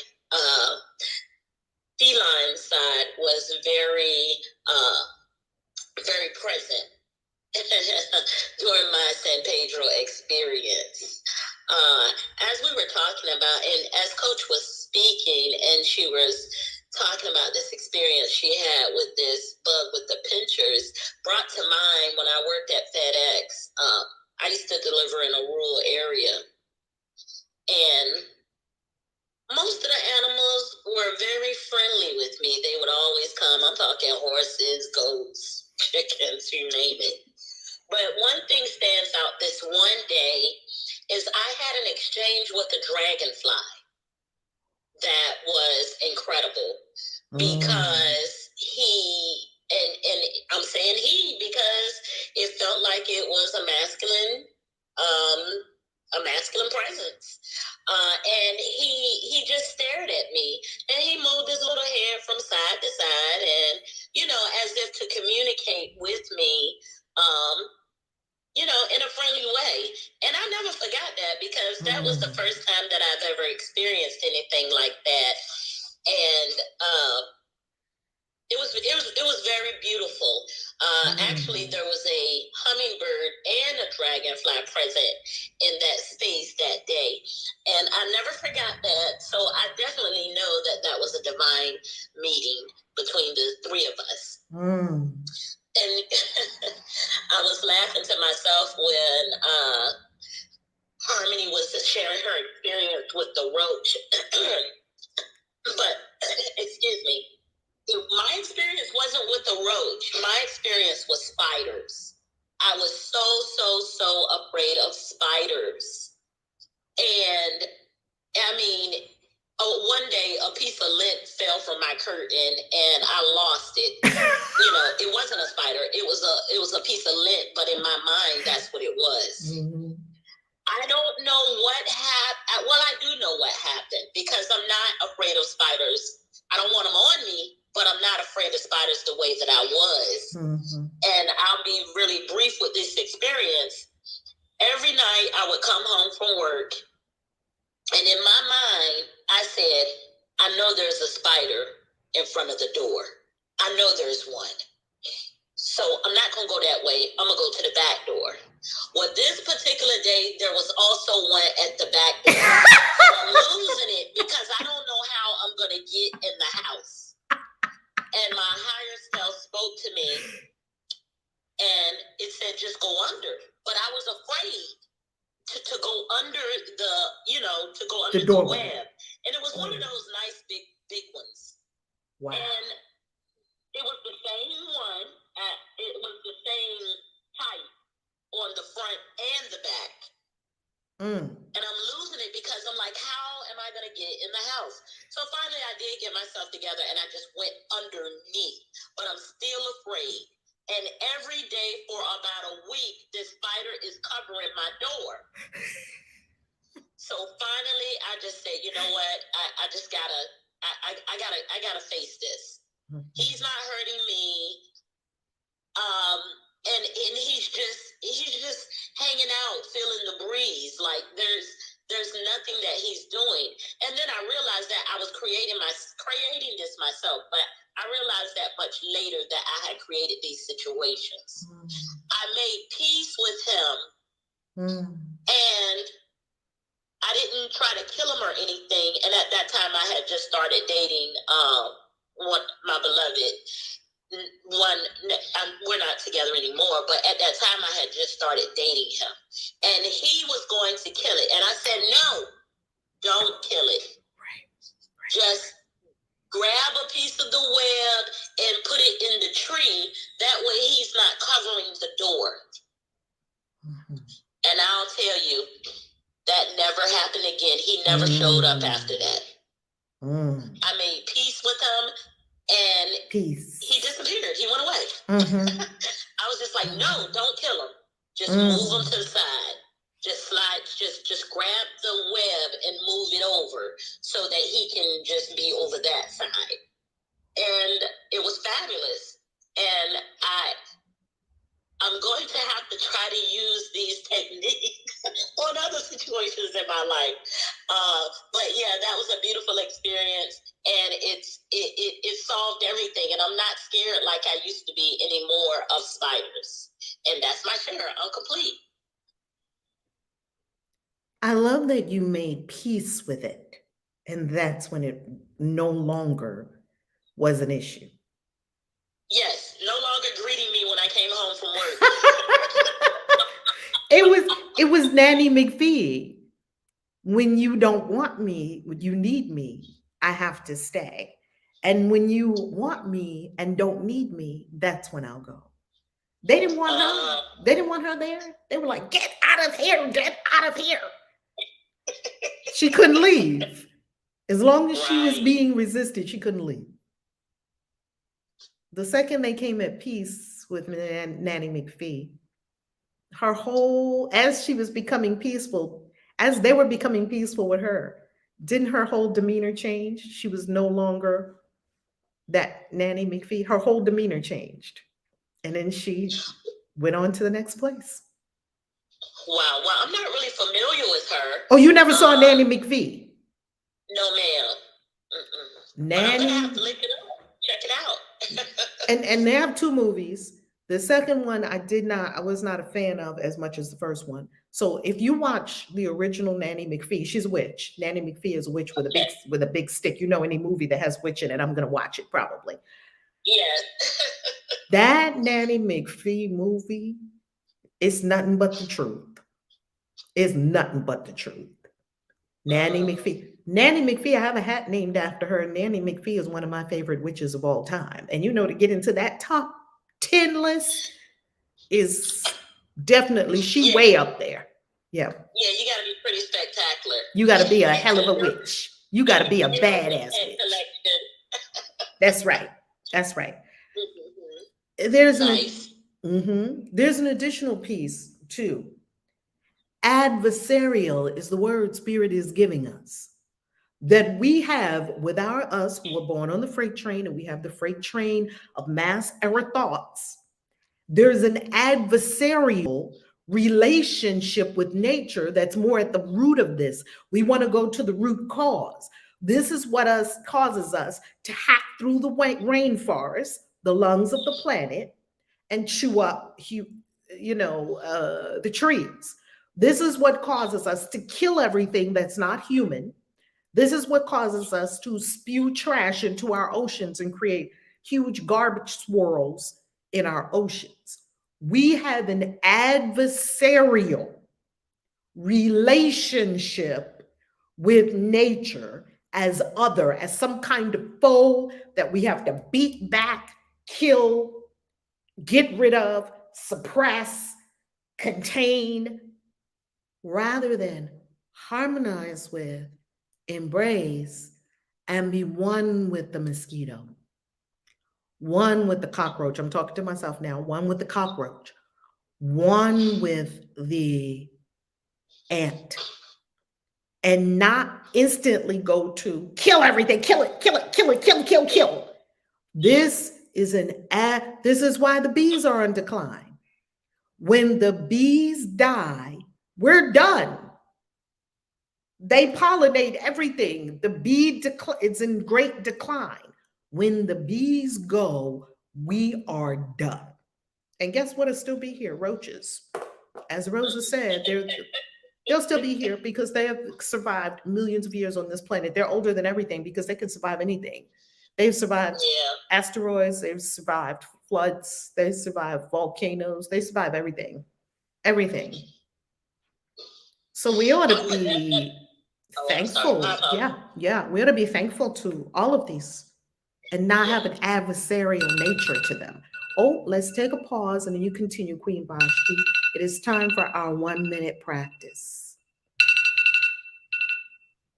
I was doing the rule. Oh, pardon me. The chimes went off for our 30 Okay. minute, 1 minute practice. So we'll do our 1 minute practice and then you continue, okay?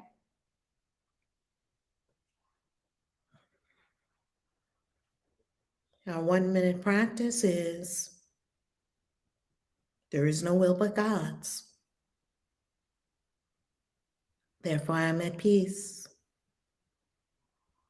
All illusions that have created conflict in me and around me are gone. There is no will but God's.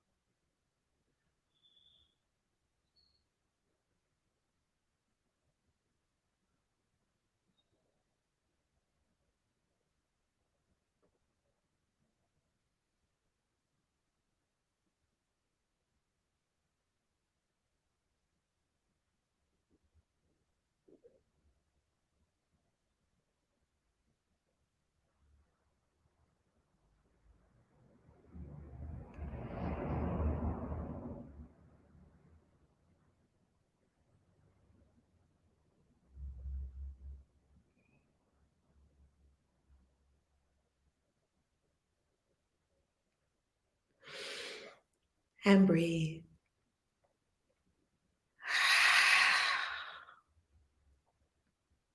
A minute or two every 30 minutes. Continue, Queen Vashti. Yes, I was just going to add that I was definitely in a higher state of consciousness when I was working in the rural area in the country, because I was in nature every day. And I was at one with nature. I mean, horses would come up to me. I mean, they would just, I was just attracting all of these animals. And, you know, I would just be in a state of bliss. I would have to remind myself that I need to drive faster because I would be finding myself going 20 miles an hour. Like, what am I doing? I'm working. I'm not chilling. I was definitely in a state of bliss. So I had to remind myself, you know, that I was working. But that's definitely why I had those experiences with nature and with the insects. And that's why I was having that God, you know, that divine meeting with that butterfly. I mean, not butterfly. It was a dragonfly. And they're pretty big in the country, so, you know, you can really see their head and their eyes. And he just stared at me and moved his head from side to side. And I was like, isn't this beautiful? So being in nature definitely helped. And that's the one thing I just wanted to add, because I was in nature every day and I was hugging trees and I was doing all kinds of stuff. I'm complete. Let's go deeper, shall we? Sure. Beautiful. Today we read in the course something very interesting.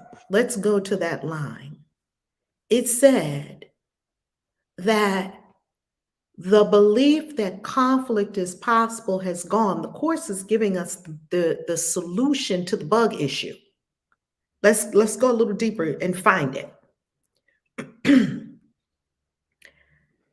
The belief that conflict is possible has gone. What conflict are we talking about? We're talking about the belief that me and a mosquito are at odds.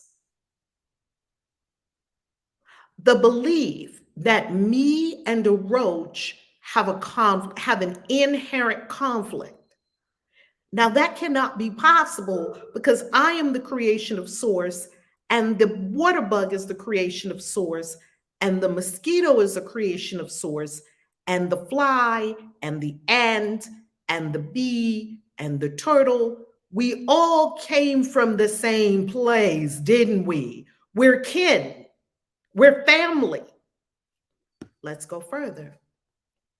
It says, without illusions, conflict is impossible. We have made up that we are at odds with nature. We made that up. It's an illusion. I guarantee you, no bug in my house has anything against. I guarantee you, these bugs that I see, they have no grievances. The butterfly has no grievance. The dragonfly, the ant, the mosquito have no grievances. I guarantee you. They are not the ones out of order, out of alignment with the cosmic order. They're just fine. What is out of alignment with the cosmic order? My mind. Where I have where illusions live. And the illusions that I'm allergic to this, that's naturally I'm allergic to pollen. That is an illusion that is creating a conflict. Me and pollen are conflicting. How can you be allergic to pollen when pollen is the sperm of nature? It's everywhere. Yet, if you watch people with quote unquote allergies, I'm coming for you, all your allergy people, I'm coming for you. You made it up. It is an illusion in your mind. And the illusion breeds a conflict where there is none. There is no inherent conflict from you and pollen. You and pollen came from the same place. There is no inherent conflict between me and a spider. Me and the spider came from the same place. When we really fully root into today's idea, we can see that it can correct all errors in my mind. Does everyone see this? That it gave us the answer. That's why the problem arose, because the answer has been given. Can everyone see that this is the answer to the bug problem? Oh, yes, definitely. It's about alignment. We should not, well, I should say, I should not be in conflict with anything that's God created, definitely. And it's energetic. We make this stuff in our head, make this stuff up. I know I made stuff up about a lot of things, and it's just not true. And doing this work brings me into alignment of what is true so that I can experience more peace and more joy. I love it. Mm-hmm. Do you ever see, here's another one of my favorite witches from Penny Dreadful. Has anybody ever watched the show Penny Dreadful? There's a badass witch in there too. Penny Dreadful. Anybody know that show, Penny Dreadful? No. I've heard you talk about it before. I've seen that show before. What about the witch that was living out in the woods, in the little hut out? I wrote about her in 13 Signs You're a Witch. I freaking love this witch. And do you know which witch I'm talking about? Queen Vashti. I didn't watch it long enough, so I'm not sure. Oh.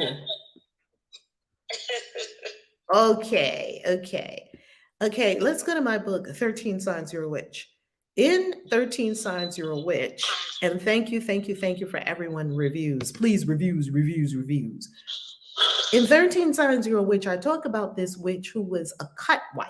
Witch as cut wife. What is a cut wife? A cut wife. A midwife is one who births the baby. A cut wife is the one who aborts the babies. So she was a cut wife, and people would come to her, sneak to her, somebody got pregnant, they weren't supposed to be off doing what they were doing, but now they're going to sneak to the witch in the hut in the woods, and she had all the herbs, she had everything there.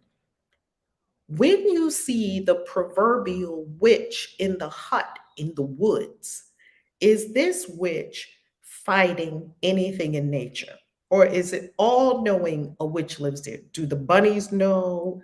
Do the turtles know? Do the fairies know? Everything in nature knows a witch lives there, including the herbs, the plants, the trees, Does everything know that a witch lives there? That's a question. Anyone? Yes, they know. And do they have a problem with it? Does the witch have a problem with any of the beings that are there? And does she know how to communicate and coordinate with all of them? If she wants them in the house, they'll be in the house. If she doesn't want them in the house, they won't be able to come in. Absolutely. I got to up level my witchiness. That's all. They was like, you slacking because we got in here. I was like, oh, where's my herbs? I'm going right to nature.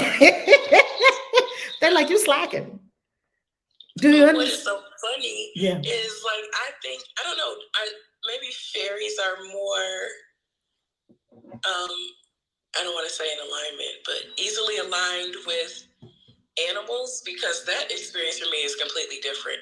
Like when my brother had his house in Florida, people would think I was so crazy because he had a lake in the backyard and I would be in the backyard feeding the alligators pork rinds. Like, do you realize that's dangerous?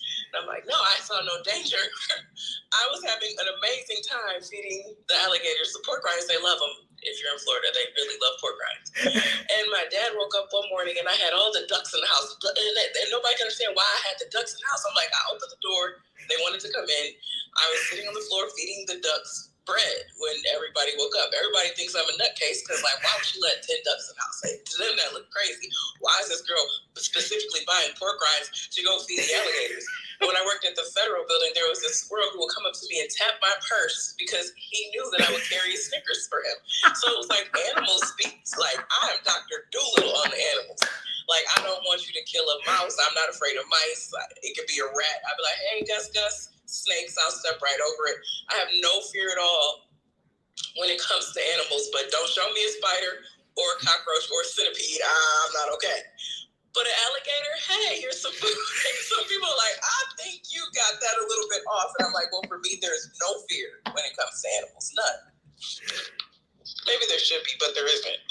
And you, when you were growing up and you were telling me that y'all had all these animals, that you used to keep all these animals, I was amazed by that.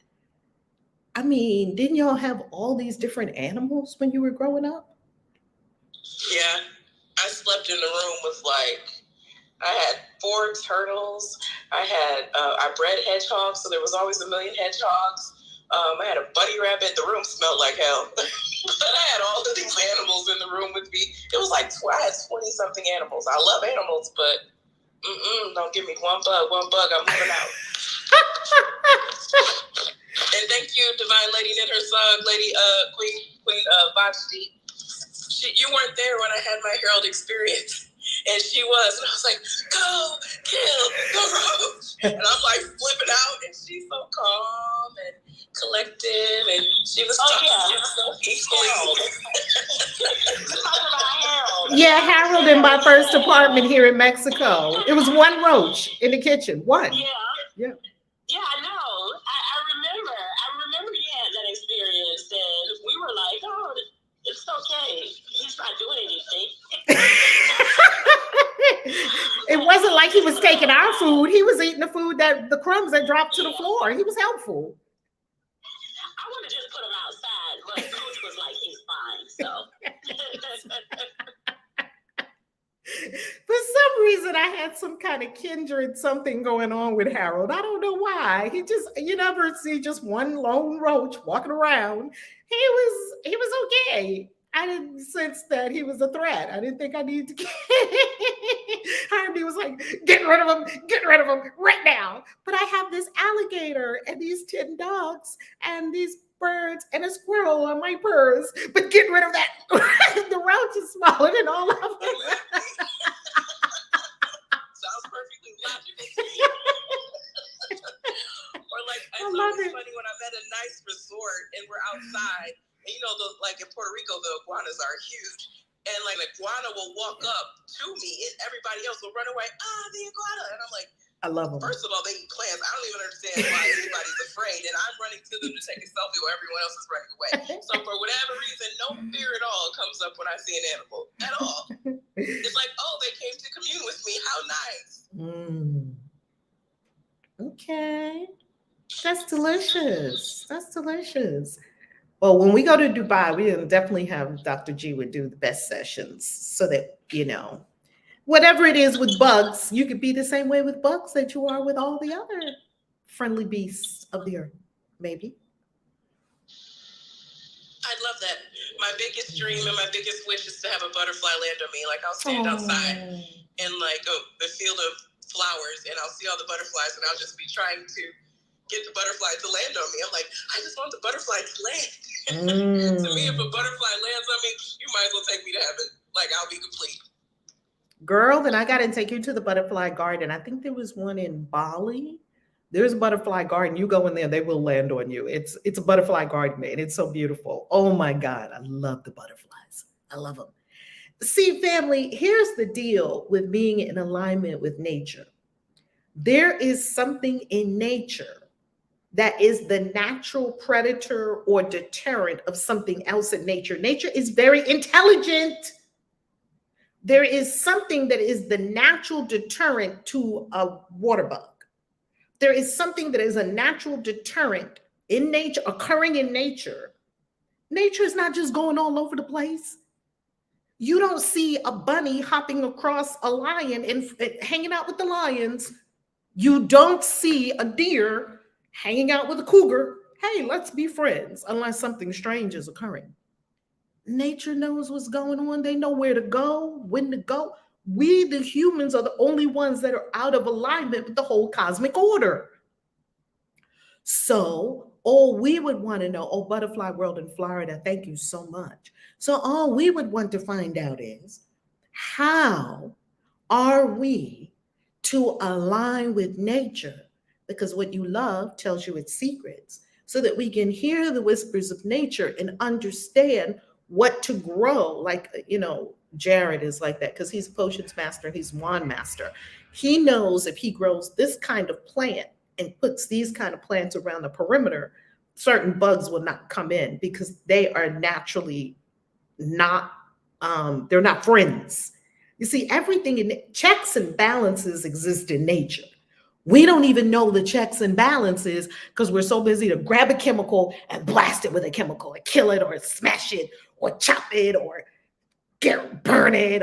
We're so distracted before we even know what we're dealing with. Let us understand that ants don't like cinnamon. It's as simple as that. They don't, and cinnamon is also connected with cassia. If they don't like cinnamon, they definitely not gonna like cassia. Even cinnamon bark, I've used all three of those. The ants, they go the other direction. Cinnamon powder, they will go all the way around it. No. What's wrong with that? And you'll have a wonderful smell wafting through the place. See, lemon might not be liked by some of these things. So, hey, use more lemon and they'll go elsewhere because lemon is there and they don't like lemon or it burns them or whatever. You're not going to go where you're not wanted. We get to align and not have these conflicts. I see that Spirit is showing us we have conflicts with nature where no conflict exists. Our illusions of being born on the freight train of error thoughts are causing us to create conflicts where conflicts don't exist. There's no inherent conflict between me and a mosquito. And I saw it for myself. Anything else on that? And there's one other thing I want to hone in on that came from Queen Hadassah's share. Anyone else on this bug situation? Then we'll go to the next thing. I would love to. Oh, look, I think she was next. No, I was just gonna say, me and Harmony are in sync when it comes to those big water bugs. When you talked about the water bug going on your leg, my blood ran cold. Like, no. In my mind, I'm like, nature? Okay, I might be adversarial a little bit to nature, but I am here. You came into my place. You came, that is what happens when you come near a human. It's my job to send you off easily and swiftly. Thank you for coming. Goodbye. I'm cracking up. Beautiful. You said said that with a lot of peace. Yes, I did. I'm like, I am your Grim Reaper. You know the consequence. Goodbye. I'm the Grim Reaper of roaches. I like that. Oh my goodness, I love it. So here's the next piece, family. I guess I didn't get it to get in.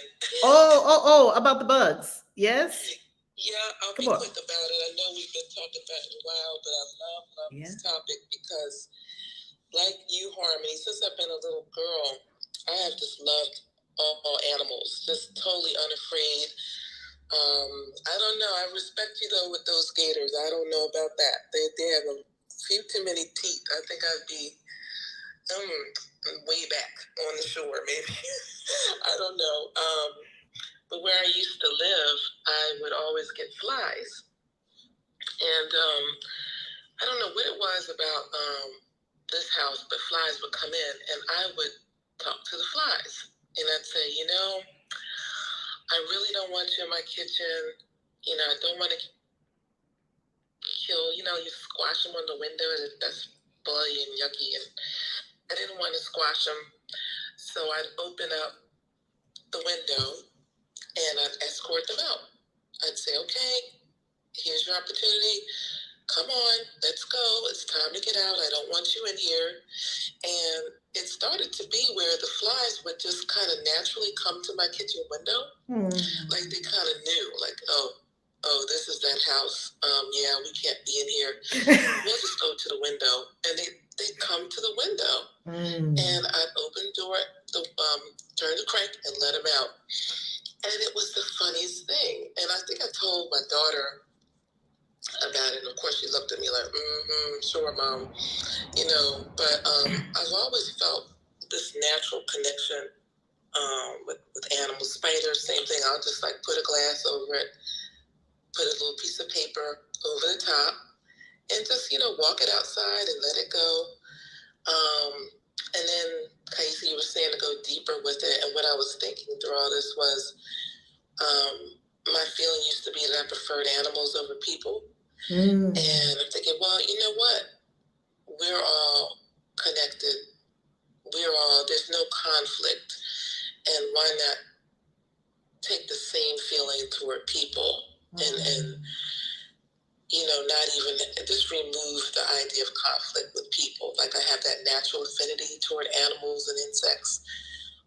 There should be a natural affinity toward people as well. And I could practice that with the people, in my circle. And so, yeah, when you said, let's go deeper, I thought, well, you know what? How can I go deeper with this? Why isn't this natural for everything and not just animals and insects? So, but thank you for letting me share it. I'm complete. Delicious. And as I go deeper, my fear, or why I'm having this water bug cockroach experience, this is an opportunity for growth. They are now my secret teachers, leading me out of fear. Because when I was a little girl and we were growing up in New York City, the basement in all the buildings in New York City, anybody from New York City, the basement was the horror zone. And in one of our buildings, that's where the laundry was. And we would have to go down to the laundry, and the lights were off. You would have to turn on the lights or whatever. That was like the laundry for the building. The basement was a no man's land. No one went into the basement. You didn't know what was lurking in there. Mice, rats. And I was kind of okay with mice, never okay with rats. I was more okay with mice than I was with water bugs, because water bugs could just fly and they would just all of a sudden land on you. And mice didn't do that. Mice would just run when they saw people coming, right? You stamp your feet and, the mice get to run in. The cockroaches get to, the other roaches get to run in. But these cockroaches, they could like land on you. So as I go deeper, I see that these are my sacred teachers and guides. I see them guiding me out of deep unconscious fears, which is what we ask for all of our unconscious fears to be brought to the light. That they are guiding me out of the unconscious fear that I used to have of basements in the darkness when I was a little girl, in New York City in these horrible, nasty basements, and some of them were damp and they were stinky and they were smelly. You didn't know what was down there. It was a cavern of horror. And that's still in my consciousness. And I get to release that. The next thing that I wanted to offer for us, and then we'll go back to our cue, is a statement that Queen Hadassah made, that this is not magic. And I want to remind us of a very important distinction of magic and magic. Magic with a C is a parlor trick. Zap, prestidigitation, an illusion. Magic with a K, and Aleister Crowley was the first magician who shared with us this distinction. So clearly, he put a K on the end of it to denote a spiritual path to ascension, alchemy of the soul. I am on the path of magic as a means of ascension. Some people are on the path of mysticism. Some people are on the path of Christianity. Some people are on the path of Islam. Some people are on billions of paths, because there's billions of people and each person is on their own path, even if they're in a group. So we must be careful when we say it's not magic. Family, for everyone listening, Queen Hadassah is absolutely accurate. It's not magic with a MAGIC, which is a parlor trick, versus magic, a path of ascension. It's a spiritual path. Okay? Who's next?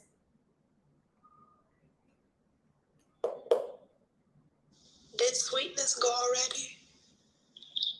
Good morning. Oh, good morning, Sweetness. You were first, weren't you, on stage? Yeah, listen, I was so into everyone else, I've let myself forget I was on stage for a minute. Because I was just in it, especially with the bugs. And Queen, why was she talking about the spiders? I was sitting in my seat squirming. I said, okay, all right, ouch. If you can't say amen, say ouch. So say ouch. And I'm just going to listen and learn some more.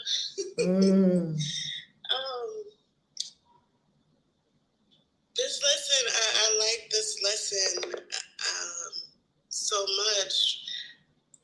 One of my favorite parts was, or what sticks out to me the most, was number 6 in the lesson, where it talks about joy characterizes peace. So by this experience, will you recognize that you have reached it? If you feel yourself slipping off into withdrawal, quickly repeat the idea for today and try again. And it was like, that's where I came in this morning. I was in, I was here at 7. However, I was distracted. Oh my, I just heard myself say however, and I just heard Queen Hadassah, now I'm laughing. I came in, I had Clubhouse on, and I wasn't listening. I was on the phone with a relative this morning. And it was perfect with the lesson because we were talking about my YouTube channel, and I listened and heard them saying, you know, they got upset about Christian wishes, because my very first video talked about the Christian wishes community. It's like, okay, yeah, what's the problem? Like, there's nothing. What's wrong? You know, and I listened to how they felt about Christian wishes, and it was a lot. And, you know, I was like, well, what's wrong though? There's nothing wrong. And when I got off the phone, they told me I should take the video down, and it was a disgrace and all these things. And I said, well, no, I'm not going to take the video down. I appreciate you calling me, you know, taking the time out to call me. It's time for me to go now. Class has started. I'll talk to you later. And that was it.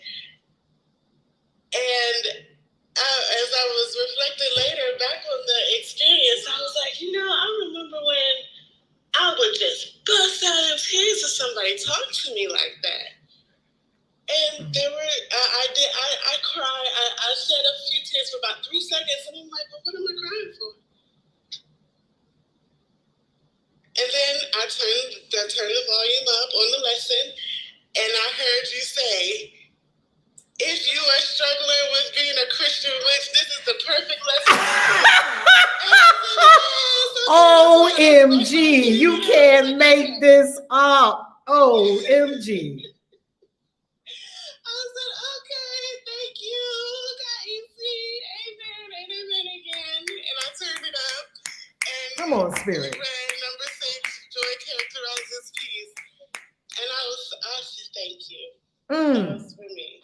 That was just for me. I knew it was going to be something for me. You know, every day is something that has said now many things. But it's like synchronicity is just so on point every day. I'm complete. Woo!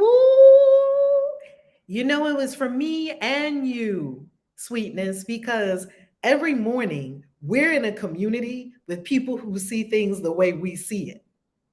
Put yourself in communities where people don't see things the way you see it, and watch what happens. Watch your body, scan your body. I just go in clubhouse rooms just to see how triggered I get. And I'd be like, oh, wow, I'm triggered by that.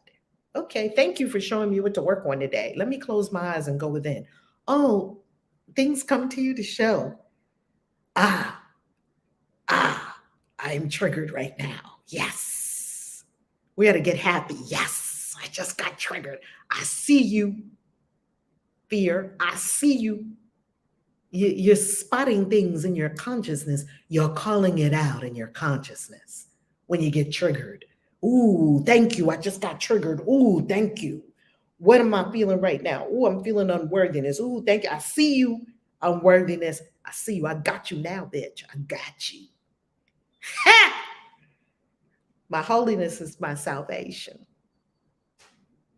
Love created me like itself. I must have decided wrongly because I'm not at peace. I'm sustained by the love of God. Oh, we got 74 arrows in our quiver, poison arrows. And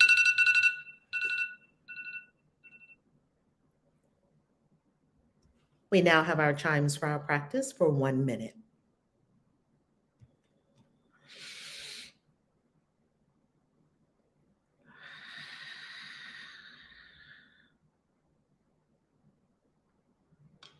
Am I there? Oh, beloved, we have our practice period for 1 minute. On our course lesson for today, 74, there is no will but God's. Therefore, I am at peace. For 1 minute.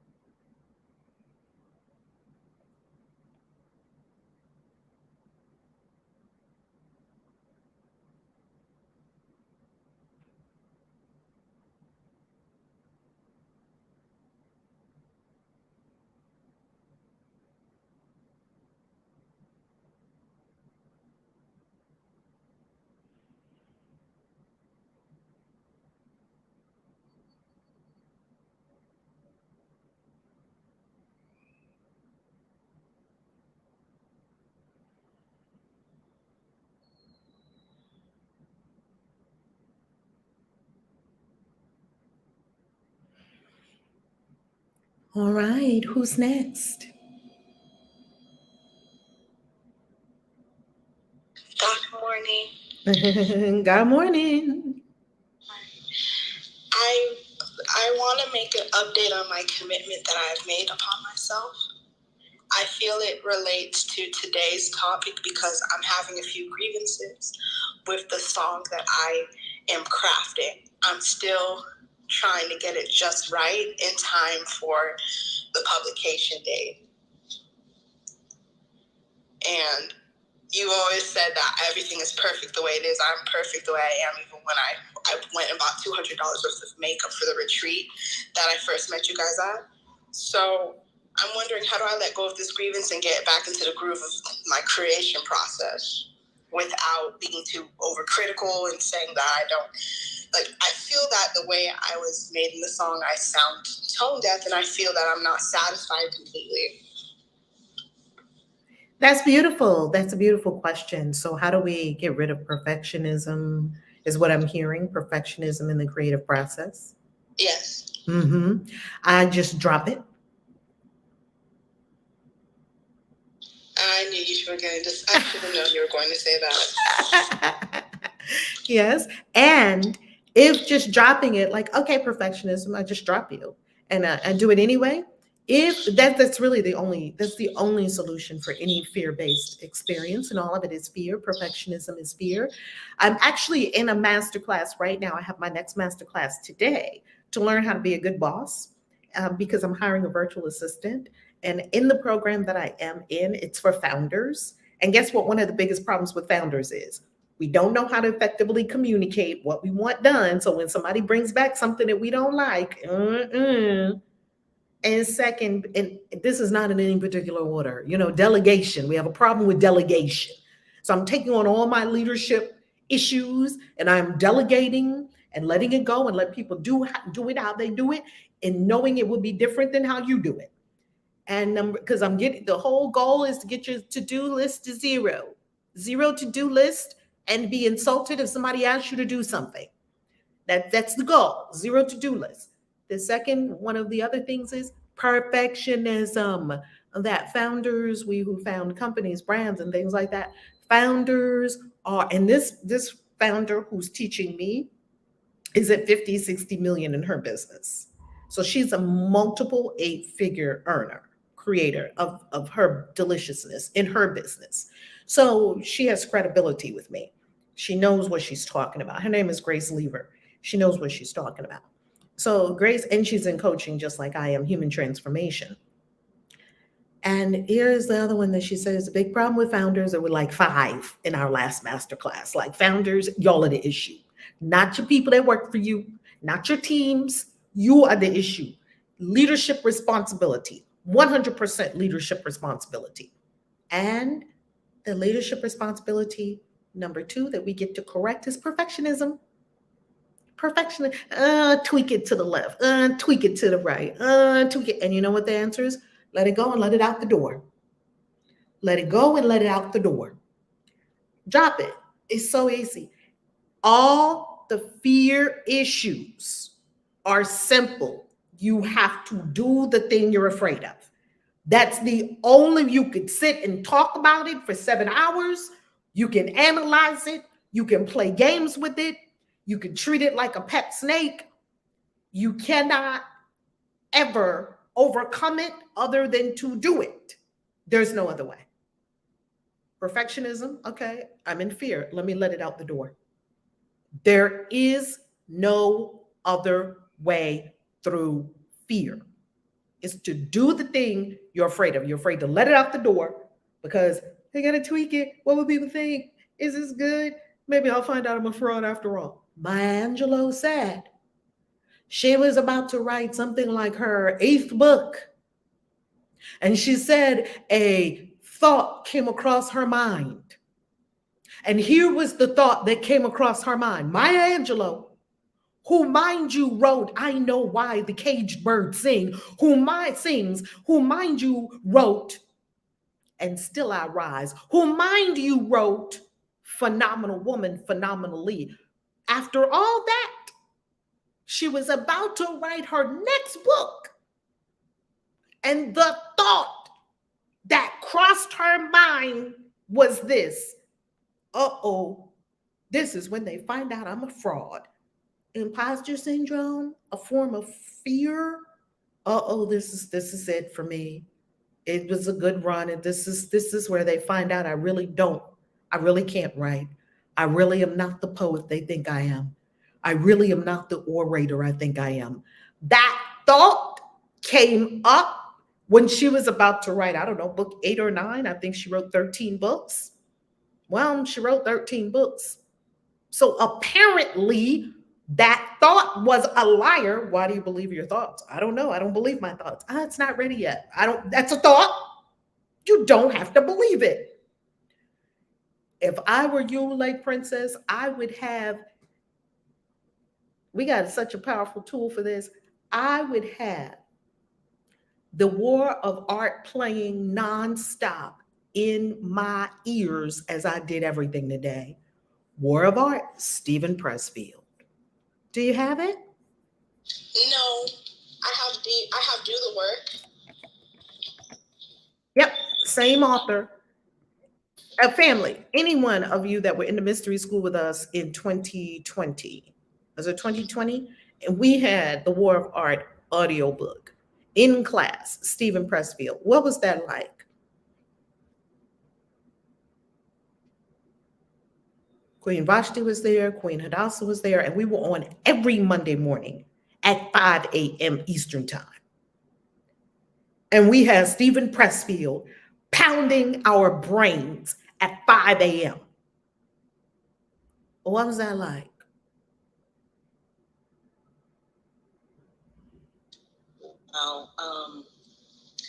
Yeah, for me, I was up at 3 a.m.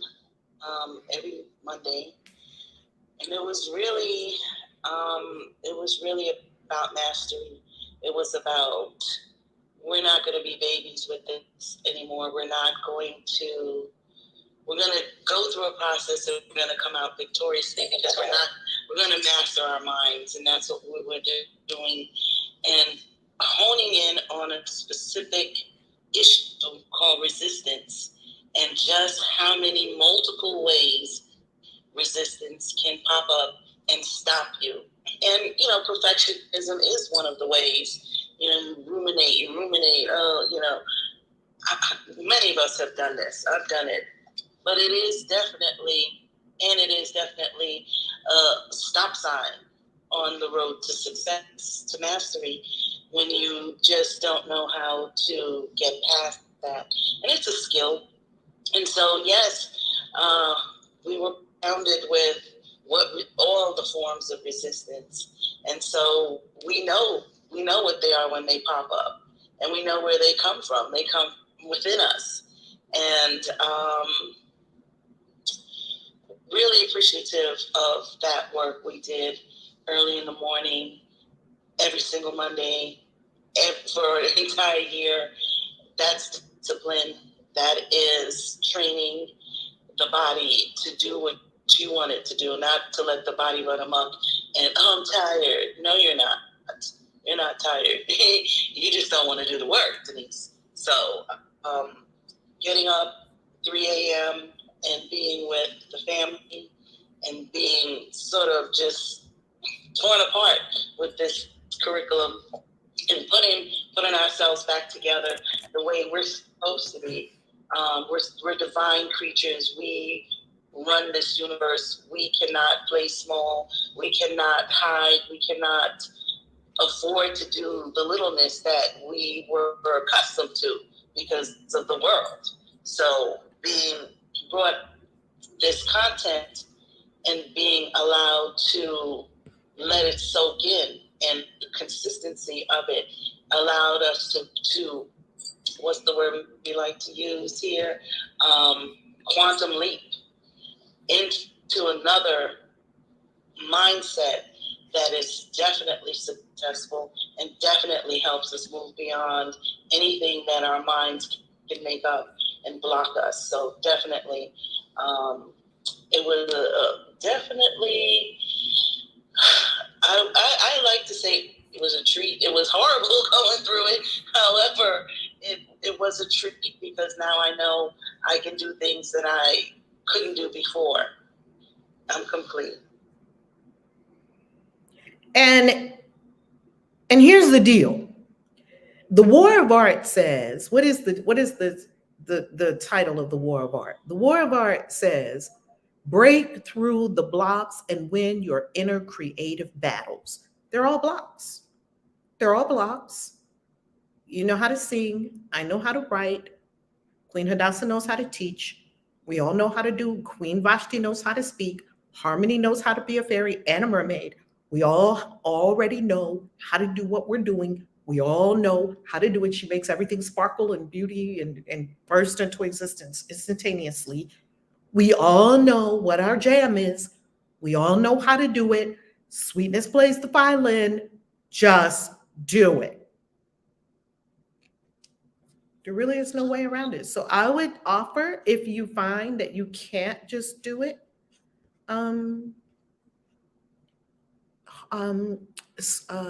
like Princess, because I do know that sometimes the mind is so freight trainy that we're not able to pull ourselves into love from fear. Get help. Get Stephen Covey, not Stephen Covey. Stephen Covey is good too. Get Stephen Pressfield, The War of Art. You need to get it on Audible, everyone. Use my link. Go to valerielove.com. If you love me and you love the work I do, support it. Always use my Amazon link for everything you're going to buy from Amazon. Don't matter if you're going to buy that particular book or not, because it will still get credit. Yay, how lovely. Go to the War of Art. I've curated all the best books for you. Not all of them. I'm always adding to the list. I've curated books for you for every possible issue that you could possibly have. And the tool for the creative people who can't get your creative work out into the world, the best on the planet, is Do the Work and The War of Art. Not The Art of War. That's a different book. The War of Art by Stephen Pressfield. You will not get better. I think it's the best on the planet. Now, of course, we have The Artist's Way, which is way up there too with Julia Cameron, way up there, high on the list for artistic people who are crunched up in the mind and can't get their artistic genius out into the world. Do the work. War of Art. And at the point where you are, like Princess, I would say get War of Art on Audible, put the earbuds in, and go about your whole day. Every 30 minutes, pause. There is no will but God's for 1 minute. Then back to Audible again. And as you're doing it, have Stephen Pressfield, who is the author of The Legend of Bagger Vance and many other books, who has overcome many creative battles, let him talk to you about how he gets ready for his day. Oh, he does not play. He does not play. Oh, he overcomes his resistance. He does not play. Okay. Ali Love, great question. Virgo suffers severely with perfectionism. I'm ordering your book right now, How to Get Unstuck. How to Get Unstuck, yes! Mwah. Here's the deal, family. It's all fear. And all of us have some form of fear unless we've gotten over all our fears. It's all fear. That's all it is. It's fear. Perfectionism is fear. Procrastination is fear. Fear is fear. Doubt is fear. Self-doubt is fear. Lack of confidence is fear. It's all fear. As Queen Hadassah said, you don't have to run around and kill 20 things. It's one thing. It's fear. Choose love. How does this sound, Queen, Lake Princess? It sounds good. When you mentioned the first thing that gets bosses stuck, how to be a better boss, I do struggle with communicating, because with the engineer, I struggle communicating my vision. So I feel like it's not his fault. It didn't come out right.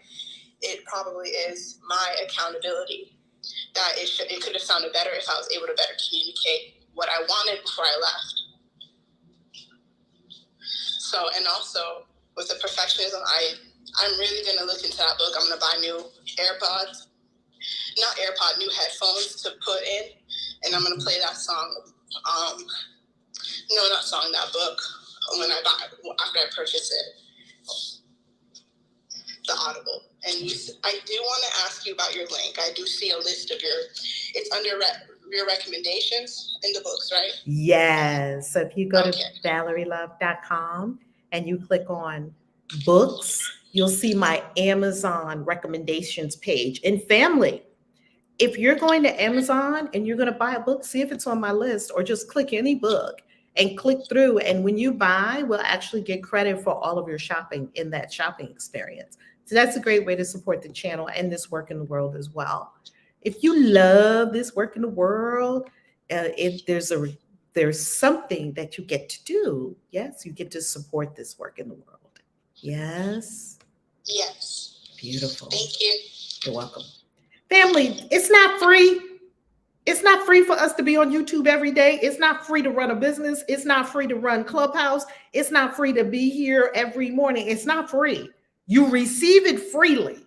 It's not free.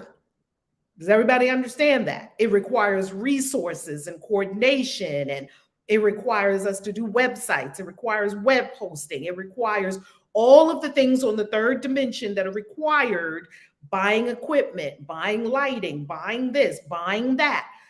Do you realize that this is not free? You receive it free. It's not free. Does everyone understand that? Christian Witches Convention is way more than the ticket price. The Christian Witches Convention is thousands of dollars to pull off. Way more than what you would pay in tickets. So support the work, because things cost money. We love that. We love money. We love investments. We love it. Okay, family? Things are not free. So think to yourself, I'm receiving A Course in Miracles free. It's not free.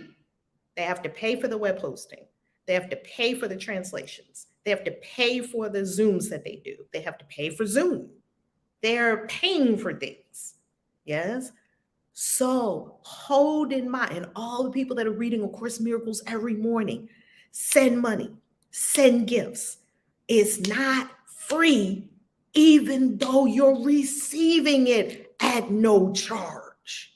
Do we understand the depth of our resources and where our resources come from? I've always been a big giver. I give money to Joel Osteen, this person, that person, that person. I'm not saying that's to brag. I don't want the ego to get any credit. I give a lot because I recognize from whence my blessings flow. And I keep the channels open. Kabbalah says, with regard to money, this is a money multiplier. It says every time you give, you create a channel from you to the universe. You open the channel from you to the universe, like a tube from you to the universe, through which blessings will now return to you. You always must give first in the medium you desire to receive. If you want more money, give money away. Why does it work that way? It works that way because you don't think you have something until you give it. You want to feel rich? Go to lawoftime.org and donate. You feel rich because the signal to your subconscious mind that you have something is that you're giving it. That's the only signal. People don't realize this. I just gave you a great secret to your manifestations. I just probably gave you the greatest secret, not I. Spirit just probably gave you the greatest secret to manifestation that I found many years ago that I have used ever since. It has never failed me. That the only way, the Course says it too, the only way you know you have something is to give it. That is the sign that you have it. That's why if you're in this room on Clubhouse, I'm coming for you now. I see 6 shares, of which I was one. And I see 82 people have been through this room. 33 are here right now. And I see 6 shares. Any problems with those numbers? I'm not going to see a problem where there's not a problem. I'm not going to hold a grievance. I am going to say there's an opportunity we have to share. You can't keep it to yourself. If you keep it to yourself, you don't have it. You can't transform. Why do you think I share everything? I share it on YouTube. I share it on Facebook. I share it on Instagram. I share it on Clubhouse. You open another platform, I'm going to share it there. I'm going to share it. I'm going to share it. I'm going to share it. Only by giving it away do you know you have it. You don't have it if you're not giving it away because you think you don't have it. The way you know you have it is that you give it away and you give it away freely. Give it all away freely, freely, freely, freely, and see what happens. Whoo, yeah. I think I'm going to go to Law of Time today and give some more money. If you're buying something from Law of Time, if you're buying A Course in Miracles, buy A Course in Miracles from acim.org. Don't buy it from Amazon. Don't buy it from Barnes and Noble. Go to ACIM, support the work. A Course in Miracles changed my life. I've given them so much money. I will keep giving them so much money. They will translate the course in 80 languages, then 90 languages. Do you know how much that costs? To hire translators, to print the books, to send the books. This is the foundation. It's a nonprofit organization, the Foundation for Inner Peace. They're not asking, they're not paying me. They're not paying me to say this. They shouldn't have to. We're a spiritual community. That is how a spiritual community operates. We're givers. We're the biggest givers ever. We're the biggest givers ever. We're giving everything. That's how you know you have it. You still think you don't have money because you can't tithe. That's what people used to tell me. I can't tithe. And there's something above tithing. We're not saying that you're supposed to tithe. I don't think you're supposed to tithe. I don't tithe. I think that you're not supposed to have a formula. I think you give according to what Spirit is giving you. And many of us don't give because we don't think we have it. That is the problem. That giving will solve. I'll give you one more book about this to break you of your money experiences that are untoward money experiences or limiting money experiences. I'm talking to somebody in here. Who am I talking to? Other than myself, I'm talking to myself too. Of course, I'm talking to myself only. Let me not say two. Thank you, Spirit. I'm only talking to myself. Okay. Okay, so you're going to go next. So here is the resource, the 4 spiritual laws of prosperity. Notice this is the spiritual laws because we approach everything spiritually. Now, if you were in a quantum physics room, they would be talking about approaching things from the quantum physics. If you were in an atheist room, they would be talking about approaching things from the view of an atheist. If you were in a room of rappers, they would be talking about approaching things from the entertainment industry and rapping. We are spiritual, so we're taking the spiritual approach to things in this space. That's what we do here. No better or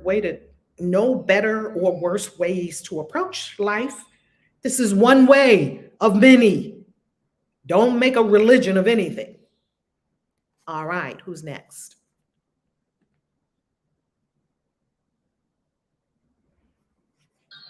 Hi, this is Elaine. Good morning. Good morning, Elaine. Come on. And we can turn off hand raising mods. After we get everyone on stage, we can turn off hand raising for the day. Thank you. Okay, so I just wanted to share something that occurred. So I had a consult with Dr. Gio, and it went really well. And then the next day we did he did the best practice for my pain, for my foot pain. So I want to say that last week when I was on Clubhouse with my pain, it was so excruciating that by the time it came my turn, all I could do was just cry. But when I got off of Clubhouse, actually my pain actually decreased just by talking. And then when I met with Dr. Gio for the best practices, she talked to me first.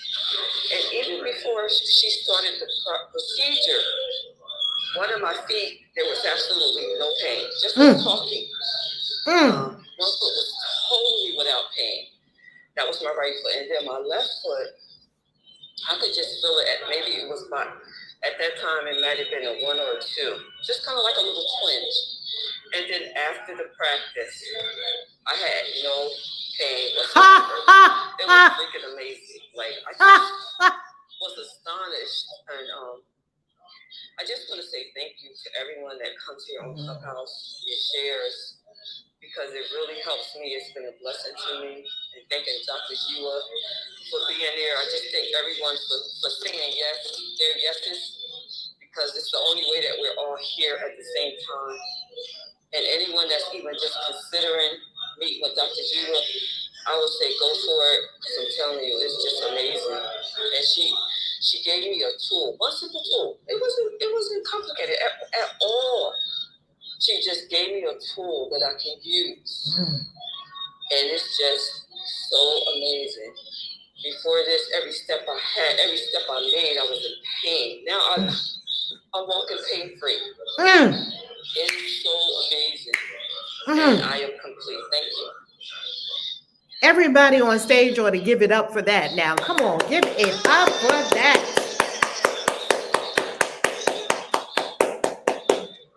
All right. Come on now. It works if you work it. It works if you work it. You can have an instantaneous release from something that has been in the body temple for decades. Instantaneous. It doesn't have to take time. And it doesn't have to be hard. Get off the freight train of error thoughts. Whoo! Come on, Elaine. You walked into your new life. You decided. See, family, please do not give credit to outside yourself.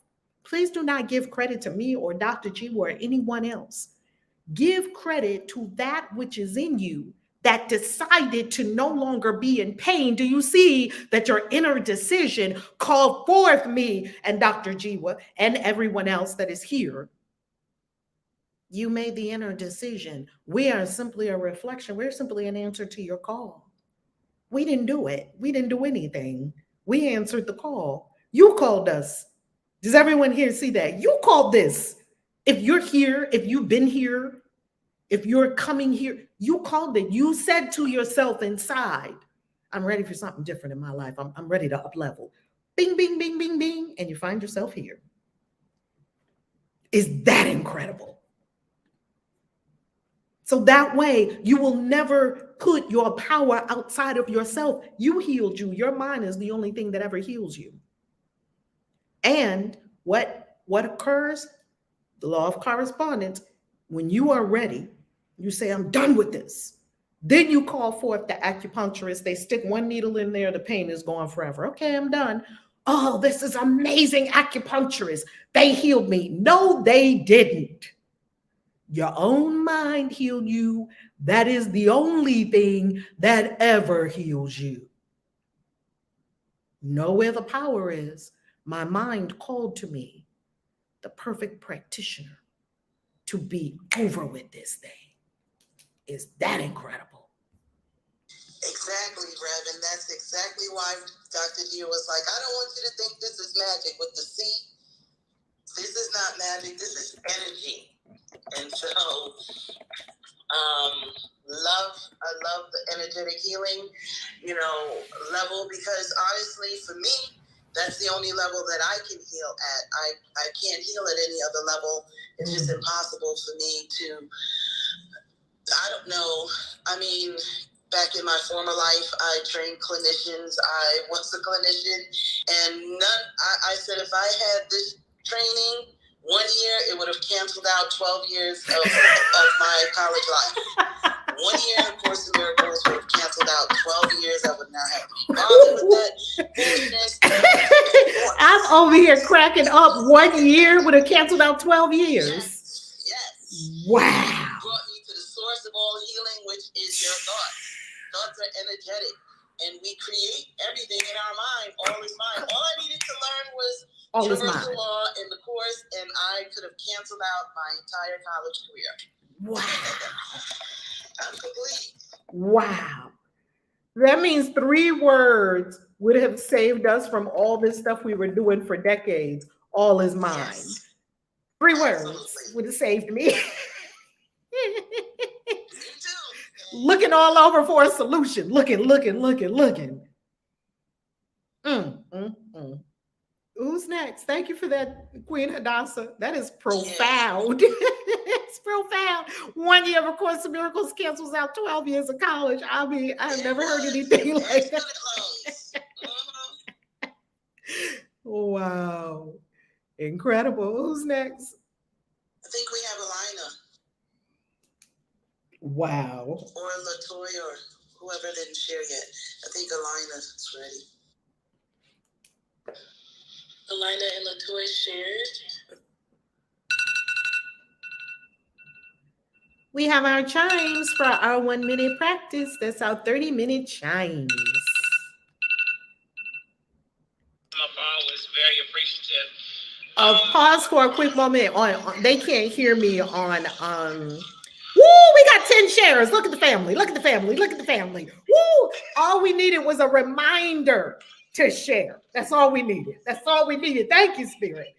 Our chimes just went off, so we have 1 minute, and then we'll go to Alina. We have 1 minute of our idea for today. There is no will but God's. Therefore, I am in perfect peace. Conflict is born of illusions. I rid myself of illusions. Therefore, I rid myself of conflict. I am at peace with everyone and everything. All is well with my soul. There is no will but God's.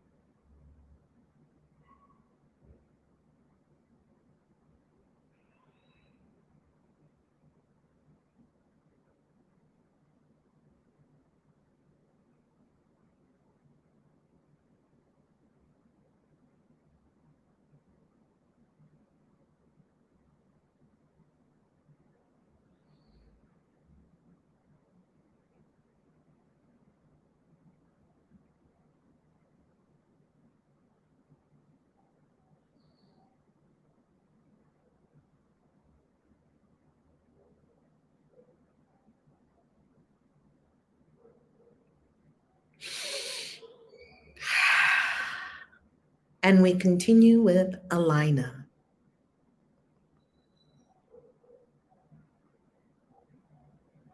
Go, Alina. Thank you. Thank you so much. And peace and greetings to everyone. Appreciate you. I just wanted to say that thank you for this Course in Miracles, because it's really changed my life. But when my daughter's not on here, so sometimes I'll come up for her because she's doing her business. She was faced with a very harsh situation, and I gave her my holiness. There's nothing my holiness cannot do. And so she called me back right now this morning, and the situation has landed in court in her favor. Woo! Everybody celebrate, praise report. Come on. Celebrate. I know that's right. We breaking chains up in here every morning. Yeah. So she goes back and soon, but right now everything is in her favor, and then she has to go in another month or so. So I'm assuming this is gonna. Every time she goes, it gets better and better and better, and it looks like she just gets very much clarity. And there was something going on with my son, and I said, in this situation concerning him, there's nothing my holiness can do. So I saw that it made me not always run to rescue, which caused a lot of conflict within myself and within my family. Come on. You know, I'm run over here, I'm gonna do this, I'm run over there, I'm gonna do that. And then it ended up just backfiring because I was doing too much. Or sometimes, in some cases, not enough. But when you sit back and start practicing these things and say, okay, where there is nothing my holiness cannot do, it just gets rid of all that extra stuff that I was doing, that extra mindset, I guess attack thoughts, actually.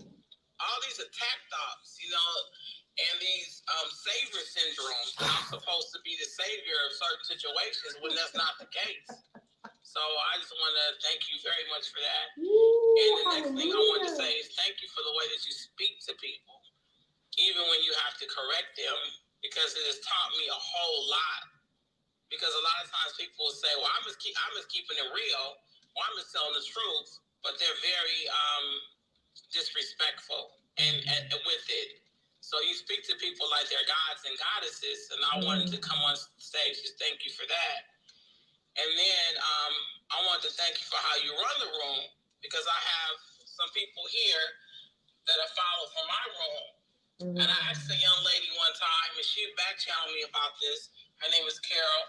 I asked a young lady, I said, do you feel comfortable following me in rooms? Because I noticed that I look down, she'll follow me in rooms. People will come in. So I said, I have to be careful what rooms I go in. And she said something about your room. She said, she said, when you ask me if I feel safe in whatever room you're in, I heard it in my soul. She said she's hearing this ACIM every day, and you have no idea how much. She's in Barbados. That's why I'm giving her thing. You have no idea how much my son's day has changed for him. And don't get me started on me and my husband. We are exactly where we had planned to be before we even knew about Clubhouse. Thank you for choosing you, and love you. So that's what she was saying about your room. So I just wanted to just give gratitude today, and gratitude. And I pay for YouTube. I pay for things that you don't have to pay for. I started doing that because of what you said a while ago, not now. A while ago, I was following you, and you were talking about paying for stuff. So I started to pay for things that I don't have to pay for, because, like you said, nothing is for free. And I just wanted to give you gratitude. I'm very tearful today because it has changed so much with my family. You know, sometimes you can pay for therapy and it don't get you where you need to be. But I just came in this room when I heard Spirit told me to not do my room early, to come in here instead. It has really changed how we communicate with one another, which is a whole lot better than we used to communicate with each other. So I just want to give gratitude and thanks. That's why I'm really in here, and I really appreciate the relationships I have. And Angel is helping me. I don't know if you know that there was a lesson where you had us do.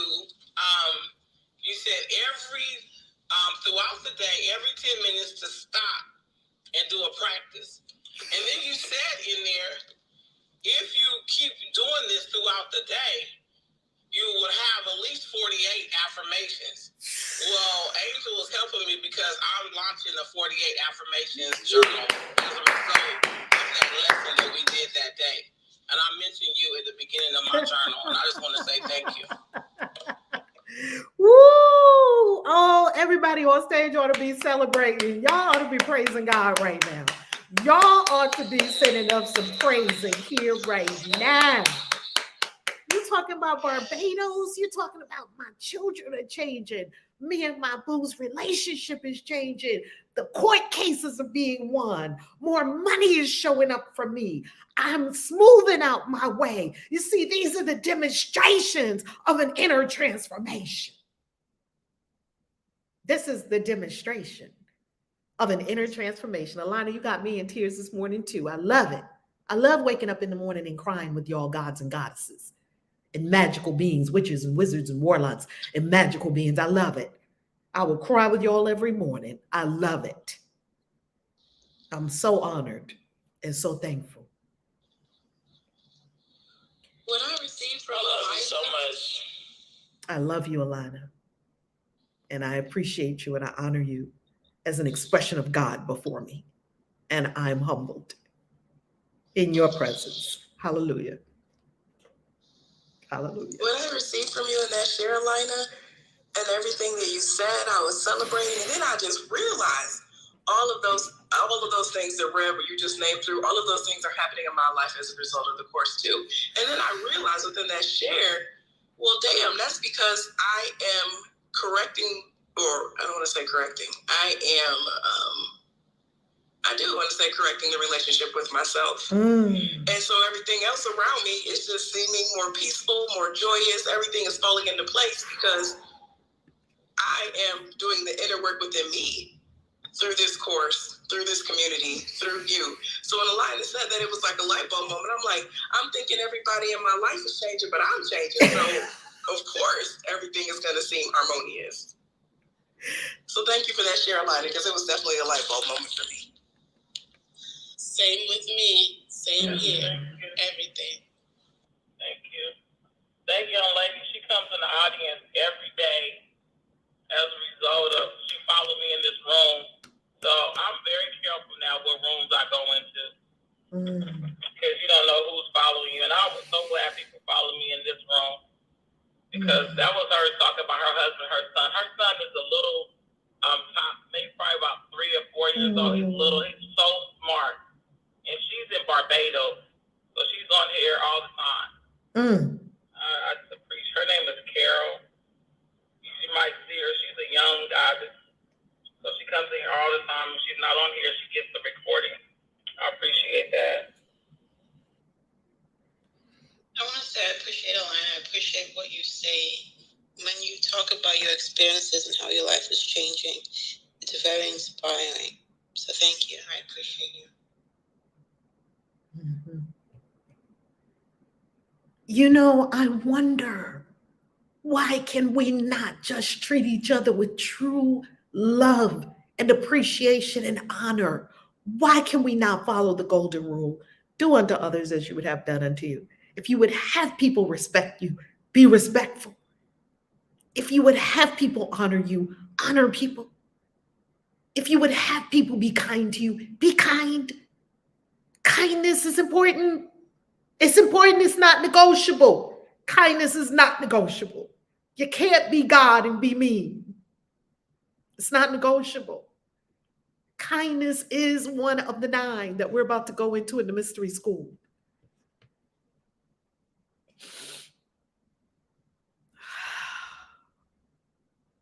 Who's next?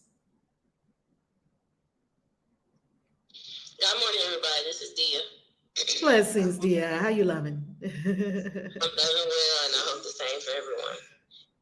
I raised my hands to share one thing, but before I share that, just to what was just said, I too appreciate Alina's shares, and I appreciate you, Reverend Val, for answering the call and even starting this channel, this whole A Course in Miracles, because like you were talking about earlier with the grievances with the Christian witch, that kept me away for so long.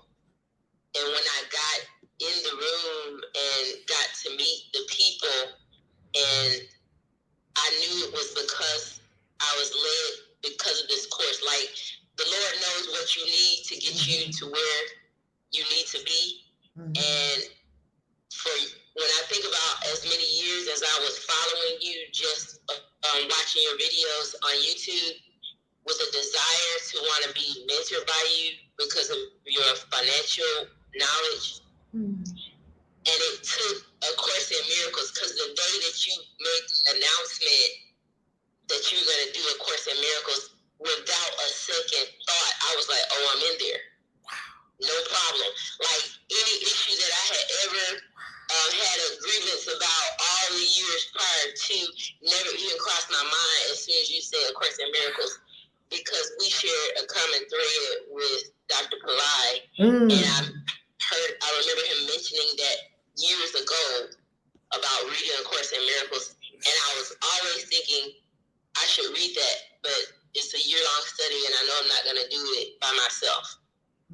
But the minute you said it, like I said, without any hesitation, I knew that that's where I wanted to be. And when I got in here and I saw that it was that was my lead-in to be able to get to know you as a person, as the beautiful person that I have met you and seen that you are for myself.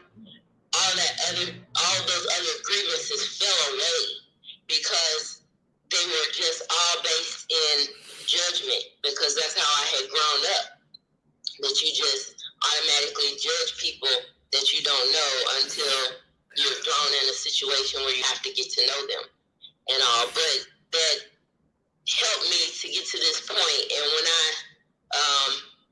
it leads into the share for which I originally raised my hand. I wanted to speak to my testimony about Stephen Pressfield and the War of Art. I got that article years ago, and it was just what I needed. I felt like it was just God that gave him that title, because I only picked the book because the title was interesting. You know, that art could be considered war, and I'm a warrior goddess, and anything that says war, I want to know about it. And so the fact that it was art made me want to know even more, because I'm also a creative goddess. And that was what I struggled with. And when I listened to that book, I was like, that man hit the nail on the head. And that book is in constant rotation in my earbuds all the time. And as a matter of fact,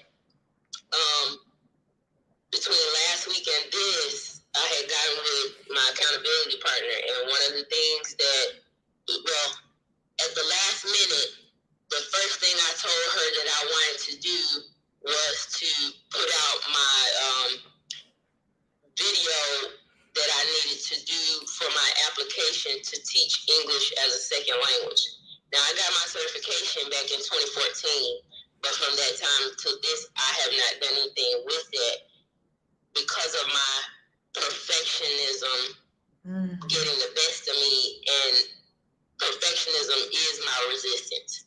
And so I would never do the video because I was afraid of doing it wrong, not, whatever. So at the last minute, that came out of my mouth. And after I got off the phone with her, I was like, why did you tell her to do that? Oh, blah, blah, blah. I said, but the thing about it is, when I give my word to somebody, I'll keep my word to somebody else before I keep it to myself. And I always looked at it as a negative thing, but I realized after re-listening to Stephen Pressfield just this past 2 days that was what I needed to get me on. And so I wanted to let Princess know what I ended up doing. I literally set up like till 2 o'clock in the morning, recording over and over and over, trying to get my script right, what I wanted to say for that video, over and over and over for hours and hours on end. And then I finally forced myself to go to bed. The next day when I got up, I got myself together and I sat down and I said, I'm going to record this, and whatever comes out, as long as it's not just blatantly terrible, that's what it's gonna be. And I got in there, I said what I said, and after it was over, I said that's the final cut. I reviewed it. I didn't make any mistakes. I didn't say everything I wanted to say, but I didn't make any mistakes with the stuff that I made. And so I said, okay, I'm gonna release this. And so I posted the video to my application, and I let my accountability partner know that I had done the job and I was over it, whatever it is. If they accept, they accept. If not, if not. And I made another commitment to her that usually I would just sit around waiting on that one company to get back to me. But I said, no, I'm going to take the rest of this week and I'm going to apply to at least 5 or 6 other companies for the same position, and I'm going to post that same video, and whoever accepts, and if they don't accept, so be it, because I just wanted to get that monkey off of my back, because that was the resistance that was holding me back from doing all the other creative things that I wanted, because in the back of my mind, I kept telling myself, you got that certification just like you got your bachelor's degree and you sat on it and didn't do anything. So if I never even teach one English student, I don't care. I wanted to get that monkey off my back that I did it, I put it out there, now whatever will be. And now I can release myself to do all of the other creative endeavors that I've been sitting on, because I felt like that should be my priority. And so I just really wanted, like, Princess to know that Stephen Pressfield is definitely the person that you need to keep in your back pocket. And as a matter of fact, when you sign up for his website, StephenPressfield.com, the mailing list gives you a 5-day War of Art mini course. And I listened to it. It takes you to SoundCloud, and I took all 5 episodes and put them on a playlist and just listened to them back and back over and over, because he just gives you a little breakdown, and it's perfect if you are getting ready to get the book, but you haven't gotten the book yet, but you do have an opportunity to listen to that mini course. Do it, because it'll just get you where you need to be right now before you even get the chance to go through the whole book, and you'll be set. So that's what I wanted to say. I'm complete.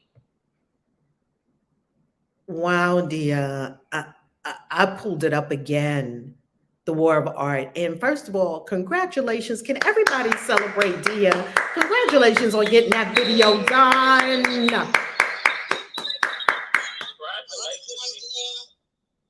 Congratulations. Thank you. You got the video done. And you know what, Dia? A lot of expats, they teach Chinese children or young people English. They make like $3,000 plus a month, $2-3 grand a month. And you can do that from anywhere in the world. And you can get yourself a nice little Bali villa for $800 a month, or with a pool, or a nice little Thailand apartment for $400 a month, and be very happy. Come on, family.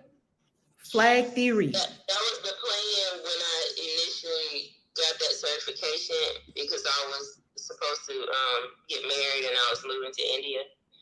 But I created a whole movie saga to deal with that. And when that fell through, I just sat on my hands with that certification. But that was my whole goal, to be able to use that to be able to work and pay off my student loans whilst I was over there, without having to worry about where was I going to work when I got there. I'm complete. Very nice. I'm so happy you gave us the resource again of Stephen Pressfield in this course. I'm going to sign up for the course myself, because I am creating my first novel. You see, in remembering, Alina, that all of us are reflections of each other, we know that when we talk to another, we're really talking to ourselves. So speaking to other people in a kind manner is a reflection of how loving we are when we talk to ourselves. And I have found that I can get so much more out of myself with love than with bullying. If you're an aspiring writer or artist, I've got good news and bad news. This is Stephen Pressfield from StephenPressfield.com. It's on the first page. First, the bad news. There is an enemy. This is for you, Lake Princess, for me, for all of us who are creating the playing field that you, the aspiring artist, that's you, Lake Princess. You're an aspiring artist. You're an artist. That's all of us. We're all artists. As Dia said, I'm a warrior goddess and I'm a creative goddess. I wrote that down. I was like, damn, that's good. The playing field is not level. It's stacked against you. First, number one, there's an enemy. Number two, you are the enemy. Resistance, self-sabotage, procrastination, fear, arrogance, self-doubt. We could add perfectionism, antagonism is inside you. No one inflicts it on you from the outside. You bring it with you from birth. You're bringing it. So first of all, number one, he's just giving us 3 things right here. 1, there's an enemy. 2, you are the enemy. 3, resistance will kill you. Now that's the bad news. He said, now the good news. You are not alone. You're not wrong if your head is your own worst enemy. You're not weak. You're not sick.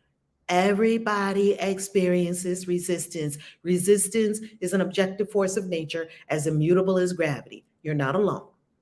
Next, resistance can be beaten. There's no magic bullet, no hack, no trick, no tip, no class, no degree. But you, armed with the right knowledge and resolution, can acquire the self-motivation, self-discipline, and self-belief necessary to become a focused, mentally tough, working pro. Look at you. You can go pro. He talks about that a lot. And the next one, you've come to the right place. Whatever brought you to this site, luck, chance, maybe reading or hearing about the war of art, doesn't matter. Welcome. You have found an ongoing resource. He says an ongoing resource to help you fight and win the inner war of the writer, the artist, and the entrepreneur. We're all in an inner war. If you don't think you're in a war, you ain't creating jack. Because you get up and you start to create something big, you will find, oh, damn, I'm in a war. I didn't even know I was in a war. You are in a war. Who's next? Are we wrapping up? Are we ready for our galactic signature yet? Who's next? I'm plugging up. No. We still got two more. Denelcia. I'm begging Denelcia to come back to the stage on Clubhouse. I know she's been on YouTube. I'm like, Denelcia, I missed you, boo. I missed you. And she's on stage today. Dude, I had these 2 ears. I said, I guess I better listen and take some notes. But I said, let me jump on Clubhouse today with y'all. Everything is delicious. It's delicious. Congratulations on everybody doing your thing. Doing it. For instance, Minister of Music. I don't know if you go to, if you know any ministers of music in regards to your art, if that's not something that you are feeling quite right now. So the music of ministry came to my brain when you said it. Yeah, this has been wonderful. In regards to the animals, when I started studying other religions, that's when the animals and their totems, because I was still enough, started speaking with me. I'm not about to talk to no cracker dolls though, but I am the spider girl. So spiders and squirrels and stuff like that, butterflies, but we're not doing no crocodiles. That's a little too much for me. I'm gonna let you have that one, Hunty. But I'm complete. I just wanted to get up here and say y'all are doing fabulous. Y'all sound good. Yes, folks need to hit the. You're right, it's not free. Folks need to share. Yeah. Time and energy is not free. I'm complete. Go ahead, Denelcia, spoken like a true witch initiate. Congratulations. Love it. Love it, love it, love it. Look at all these shares. Can we get to 20 shares? Can we get to 20? We're at 10. That is incredible. I love every share because every share means a whole new pool of people. And I know some of y'all is probably sitting in the room getting all the deliciousness, but you're scared to share it because it say Christian witches on it. What's going to happen? They're going to know I was in here getting the goods. I shared. Yay. Yay. Yay. Because no longer, I don't think we can still ping people into the room. Can we, Harmony? I don't know. Did they go away? They moved a lot of stuff around. Let me see, before I answer that question. Okay. No, I don't think you can. I thought it was under room details, but it isn't. You can click on the arrow at the bottom that says 11, and then it lets you invite people. That's how you ping people now. Oh, okay. Nice. Yeah. They moved so much around because I guess after they put the chat, I didn't see that. There was no more room to put anything down there. So thank you. And I did that share a million times and never saw they invite people at the bottom. Thank you. Either. Hey, that's why it takes a village. I think I'm inviting people that's already in the room. Okay, beautiful. Rev, are you speaking? Oh. And then we just have Rainbow Warrior, and then that's everyone. You're right. I was speaking and I was on mute. Thank you for that, Alina. I'm so happy. I'm over here playing with buttons that we can invite people. I love it. I love it, love it, love it. Thank you, thank you, thank you. All right. Rainbow Warrior, go. Namaste. Amazingly. Namaste. The frequencies that I feel from you lot today. Many of you going through your hero's journeys. Amazingly. And just more confirmation as to where we're being taken to bliss, I believe, through the purity of a soulful flow, obviously. It's only our souls that know how to flow. And that's what gives us the inner glow. And the hero's journey, you were talking earlier about fear. It's always nearer than near. But we are our own spear of our own destiny. And when we're not a wee mouse under the chair, we become as powerful as a big bear, because we're no longer getting caught by the care snare. Ultimately, it's the golden age, the seventh heaven, as the Western religion described, or the Hopis, the Rainbow Warriors awakening. And it's all just about the beauty of being. It's just bliss, basically. But I knew this. And it's just understanding the potion of emotion. That's what's keeping you away from your own soul's ocean. Let go of the thinking mind. It's a library system for the inside. And you don't cause distortion from your cranium, thinking all the time and thinking. Your conscious awareness state, well, that's up to play. And then everything's potential. The purity of source energy. It's amazingly amazing because it takes you right through to the elemental. No need for any haste or fear. Don't forget, you're your own spear. And every time you go through that hero's journey, the thing that you were scared of gives you that internal glow, the thing we all crave for. And then we grow exponentially, multidimensionally. You know, when we lay our heads to bed at night, the cell rejuvenations in the body and the heartbeat and your breathing all work succinctly. That's your consciousness, you see. And it's time to allow its authenticity to play. These are all amazing souls I can see in your frequencies. It just gives me a great big rainbow grin, if you know what I mean. And it's an honor to feel such divine rhymes. Everybody awakening, collaborating, with no need to fear.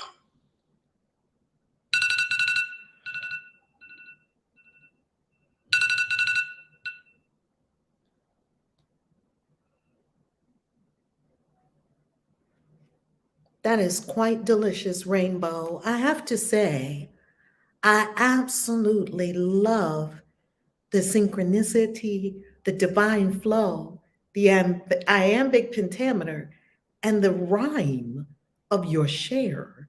Your words are like liquid honey. What a gift.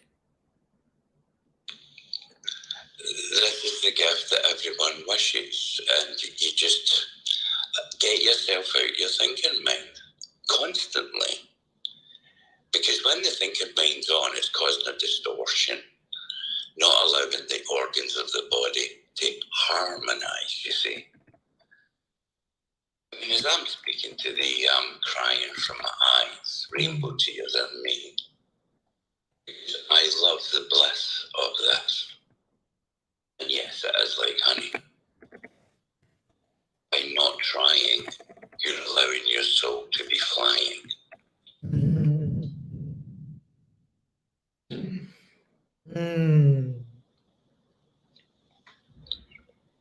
Ashe.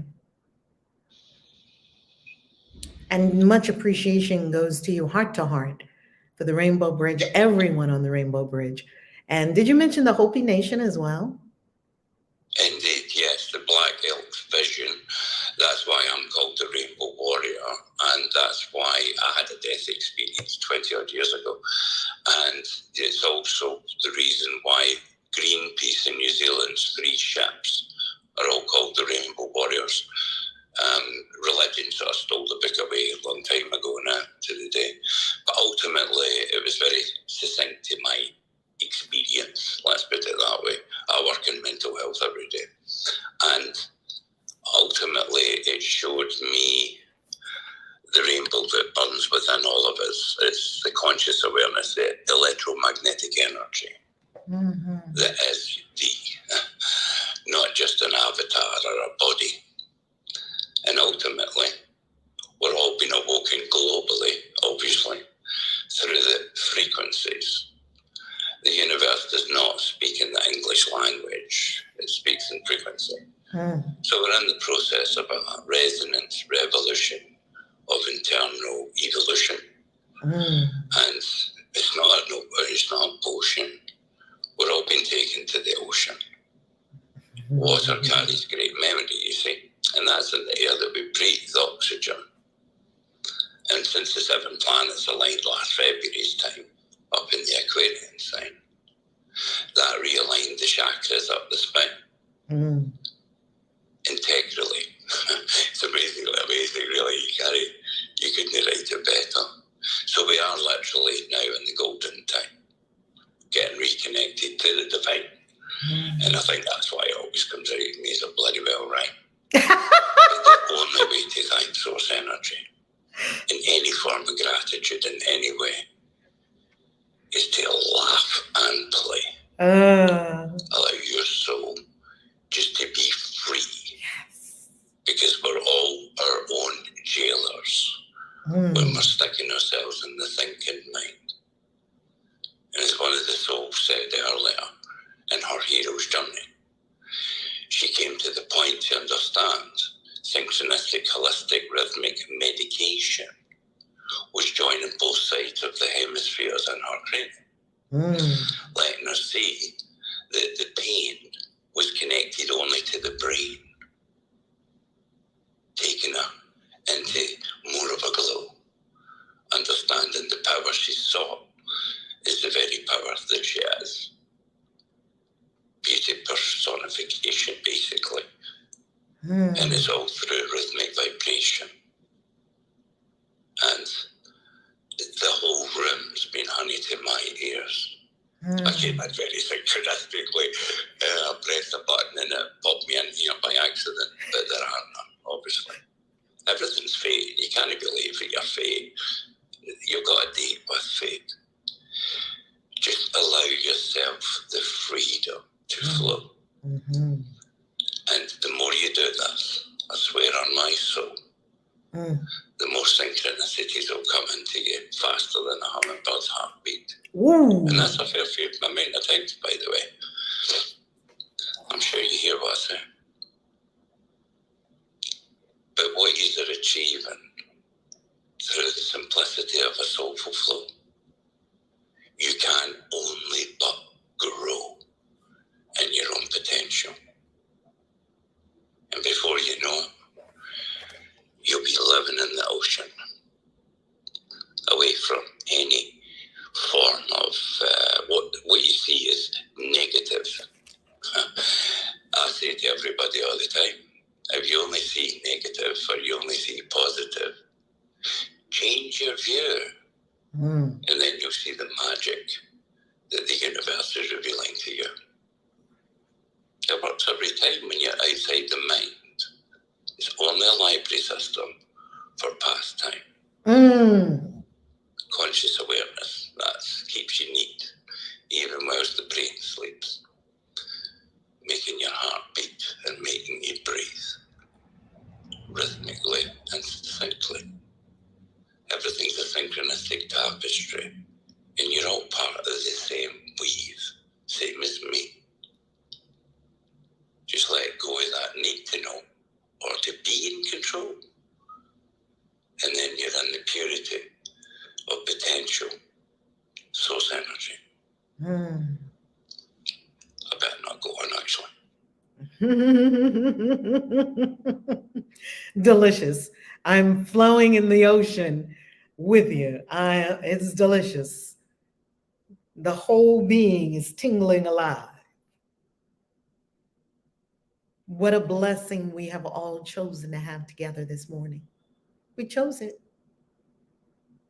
We chose to come together in synchronicity that, as Rainbow states, synchronicities will start showing up faster than a hummingbird's heartbeat. Get out of your mind. Let yourself be free. And be at one with all, including the water bug, including the ant, the mosquito, the spider, all our beautiful insect friends, all expressions of the one source. Alina, was there something you wanted to share?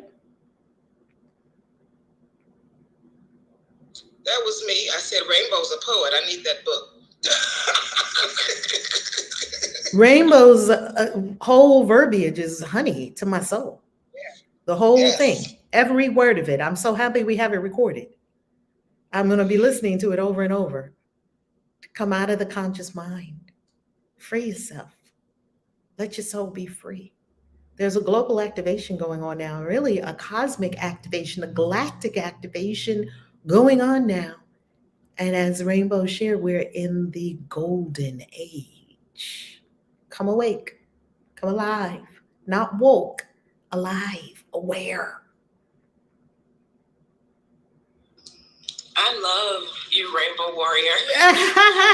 You're very much loved here. I followed you and hit the notifications so that Clubhouse can notify me every time you speak. That was delicious indeed.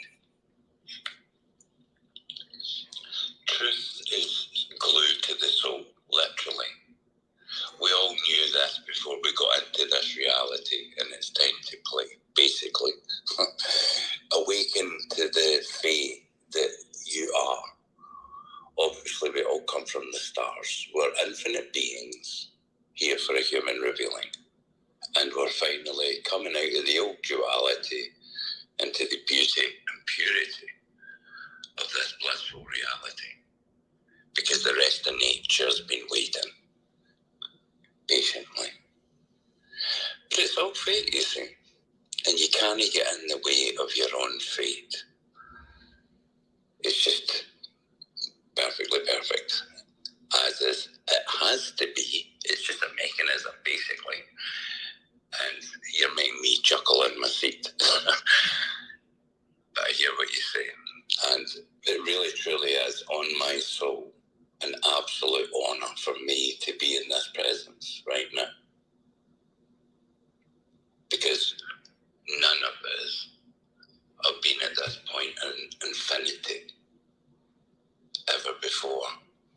And if we can be still to feel the beauty and the bliss, because this is bliss, and then we're not constantly in some sort of a race, part of the human race, which is really a bit of a disgrace when you think about it, especially the bloody Queen of England. But anyway, it's all about what the sentients call, we're all awakening. Yes. And that's basically all down to vibration. That's what's awakening the inner technology.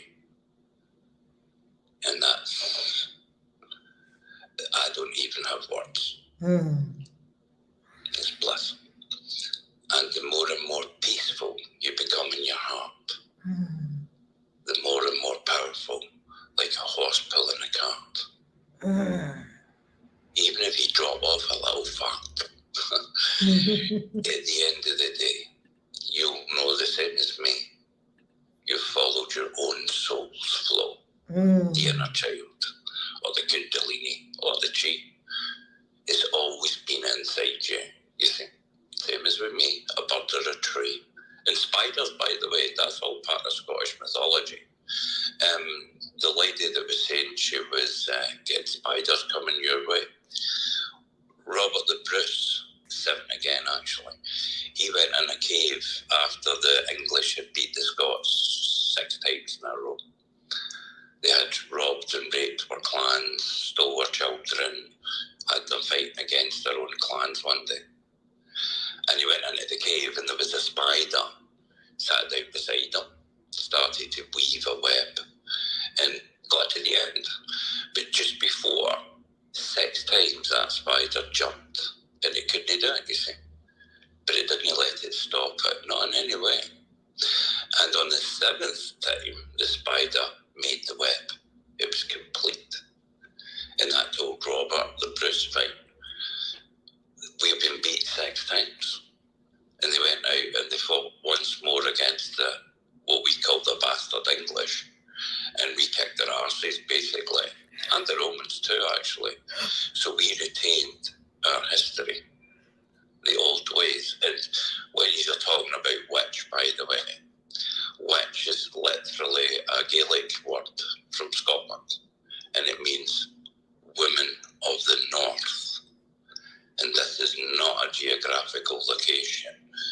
This is about you reaching your top level conscious state. And again, that's all down to vibration, allowing the soul to harmonize. Not being afraid to tick everybody else's boxes. You're not here to follow a ticky-dog man-made clock, for fuck's sake. You're here to be. And then you'll be like the bumblebee, defying all mathematics, physics, arithmetic, and history. We are in the golden age. You don't need a power, and it's not a drum. You already know deep down that inner glow. Every time you get synchronicities, where do you think they're all coming from? That's direct, cosmic tree or 1, 2, 3.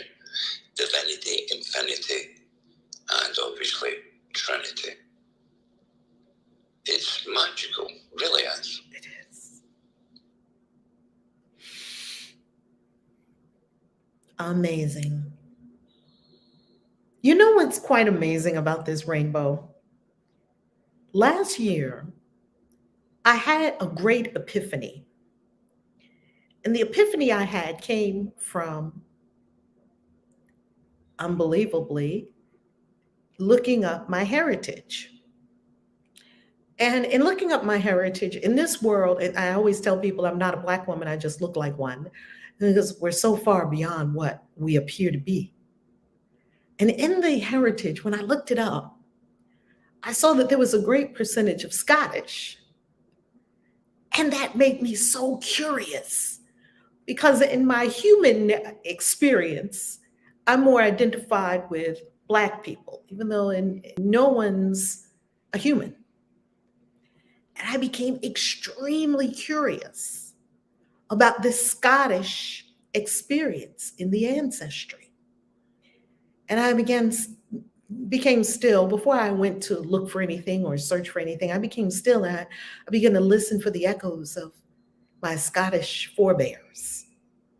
And sure enough, there was a powerful strumming in my soul. I could never understand why I always loved the bagpipe. Like when I hear it, I go to this very surreal state of consciousness. Whenever I hear bagpipes, it's like a calling home. It's like a wind or something. And you being here today is so many levels of synchronicity for all of us that I am indeed astounded at the all. Once again, I'm awed and humbled and thankful for you showing up. You sound like one of my distant relatives, closer, there's no distance, even closer than I had ever imagined. Thank you. Thank you. This is simply the purity of a soulful flow. This is what happens when we let go. We just are. And we do have the power of the star. When we're no longer just fixated on the avatar, basically. And I swear on my soul, this place is blissful. And the more and more we harness this, it then forms a very secure trinity between the root chakra, the heart chakra, and the head chakra.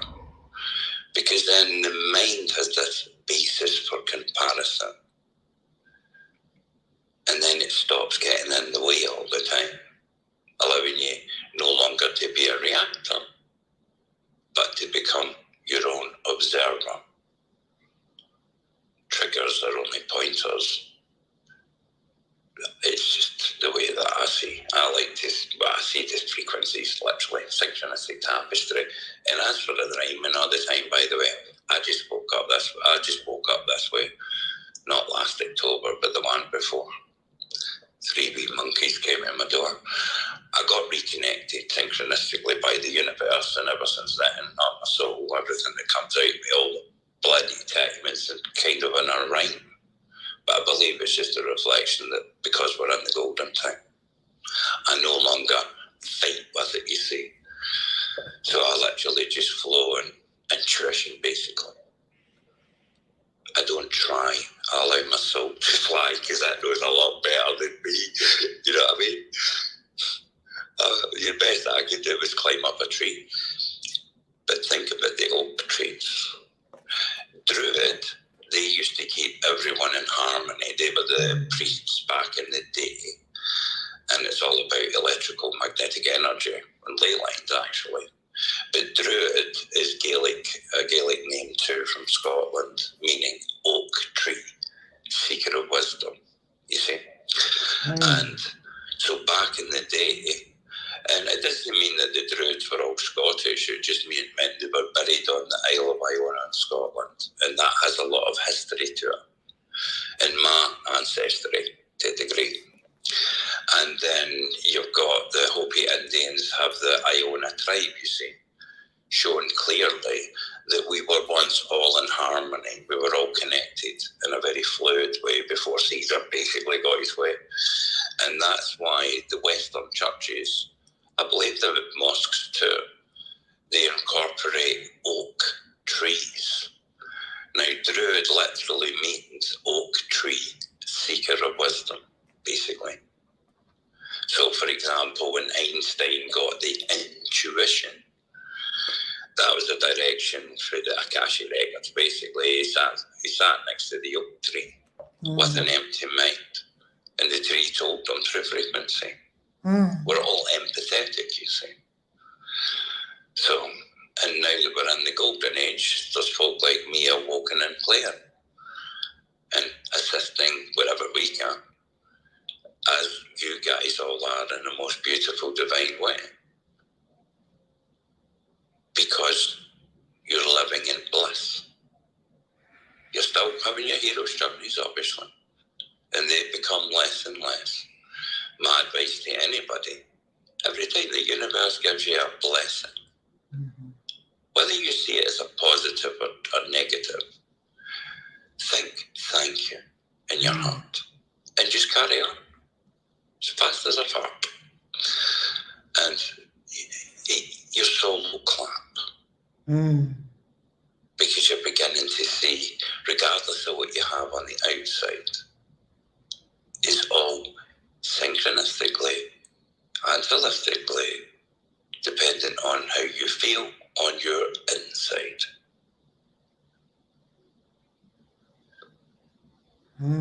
Just understand that this place that you're in right now is a beautiful basis for comparison to the simple synchronistic tapestry that is bliss. Not in a hurry to be anything, but always in potential's flow. And that is the only way you'll ever feel your inner glow. Allowing your own soul to flow freely, not getting in your way all the time. If you think you sink, if you flow, you'll glow and you'll grow in harmony. And allow the fate to unfold around you. And it's not about surrender, by the way. It's about re-embracing what you're here to be. A true soul that simply wishes to love and to be loved. And I love is as light as a dove. Somebody said to me the other day, by the way, how do you measure love, Rainbow? And it was like, get out your head. It would be like trying to catch a dove, for fuck's sake. Love has no boundary. It is. Thus is bliss. And it's understanding this. Oh, and there's a magic music track. If anybody wants to know, if you've got a pen and paper handy, Alan Watts, Come Together. It's very transcendental. It literally joins both sides of the hemisphere, allowing the soul to flow, and without the thinking mind getting in the way at the time. It's like a guided meditation. The basis of meditation is only to get you out your cranium into this place of relaxation. Because if you're not relaxed at your heart,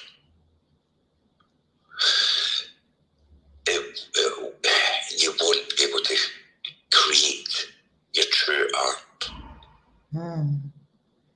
But when you're in your soul flow, you're in bliss, you see. There's never a miss, there's only hits. When you trust your soul to take you everywhere you wish to go.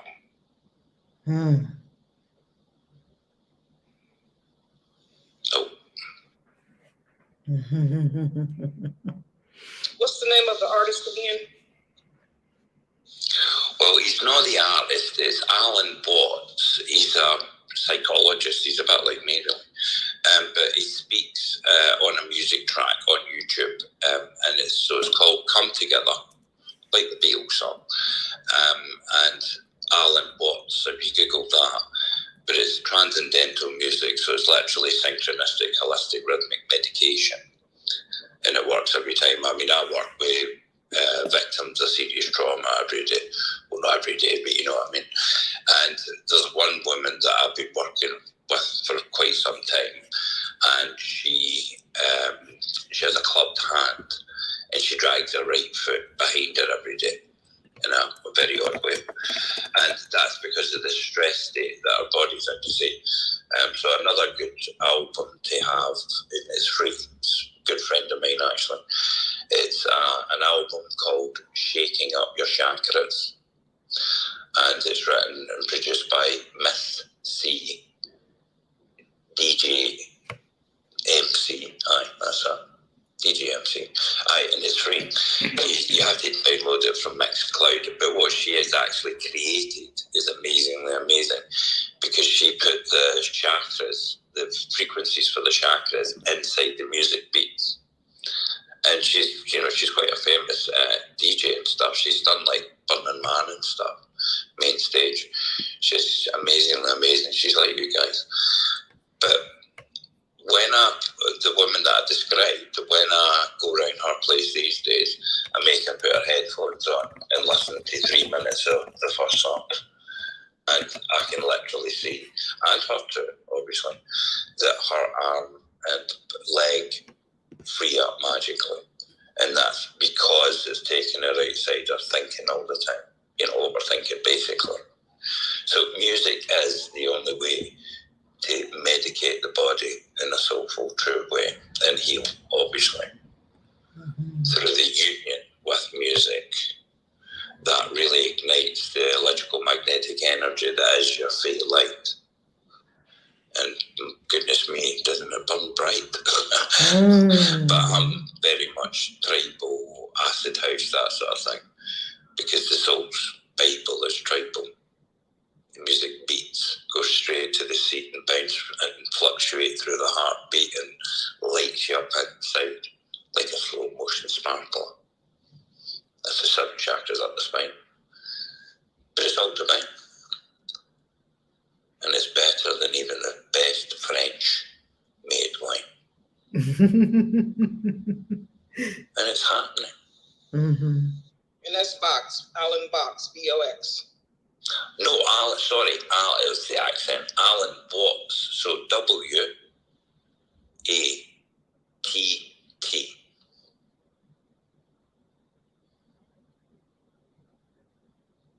And A-L-A-N for Alan.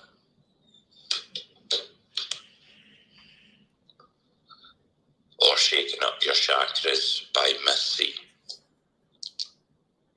I think it's on Mixcloud. I got a crap on that, basically. But it's beautiful music to take you down to transcendental. Because music that has a lot of singing in it and things, that's got the main thinking all the time. You're a bit of a potion with emotion, basically. Keep me away from your own soulful ocean to play. Can you spell her name? You said it's Shaking Up the Chakras. And can you spell her name? It's Massey.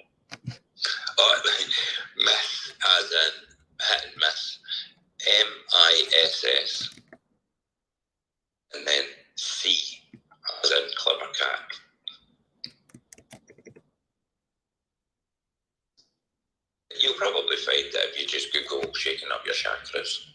Mm-hmm. But it's a wonderful album. It's very reminiscent to me in terms of the frequency of the Burning Man back in the day, well, the Wicker Man, basically. I see the two as succinctly connected because now that we're in the golden age, I believe that you guys will understand when I say the Burning Man authentic music is really connecting everybody's feet back into the sand. Mm-hmm. Becoming, basically, Mm-hmm. or awakening into the true vibration. Yeah, I couldn't find that one. Was it Shaking Up the Chakras? Is that on YouTube or is it somewhere else? Mix Cloud. Oh wait, I'll get the link and I'll send it to you actually. I'm being a wee bit lazy today. But I don't want to hold up the room, so I can't do two things at once, basically. Right. I've got it, but I love it. Mm-hmm. Continue. So I'll send it to you now, and if you want to send it to anybody in the room, go ahead with it. But it's beautiful beats, it really is. I receive it. Thank you. Did you say, Rainbow, before we conclude our room today with our galactic signature from Mayan astrology, did you say that 3 wee monkeys came into your house and that's how you had your awakening? Or did I get that? Did I miss that? No, it's right, you juggle, get me back into my Shiva shuffle. But no, it's just for some reason, for my whole life, through my childhood and everything, every time I would be poised to say, not last night, but the night before, I would always finish by saying 3 little monkeys came to the door. Because it was an old rhyme that my big gran used to teach me back in the day, and it used to make me shine in the most beautiful way. Understood. When I heard you speaking of your awakening that happened in October, not this past October, or the October before, and you said 3 wee monkeys came in your door, I thought, oh my goodness, did 3 monkeys come in his door for an ascension or awakening experience? That's amazing. I thought the same thing, and I was like, "What monkeys that comes to my door?" That is amazing.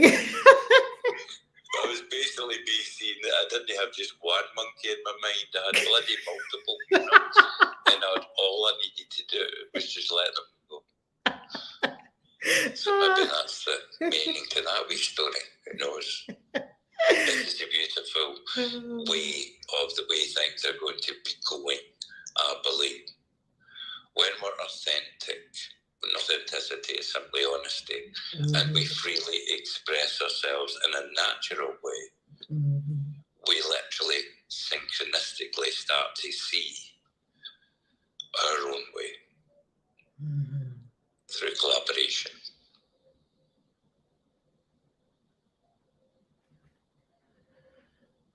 Indeed. This is a delicious feast, family, everyone today. A delicious feast. I'm full. Maybe I don't need breakfast. I'm full. What time is it where you're coming in from, Rainbow? Is it a morning or a different time? It's 10 minutes to 3 in the afternoon. Oh. But the frequencies at the moment are coming in sooner than soon.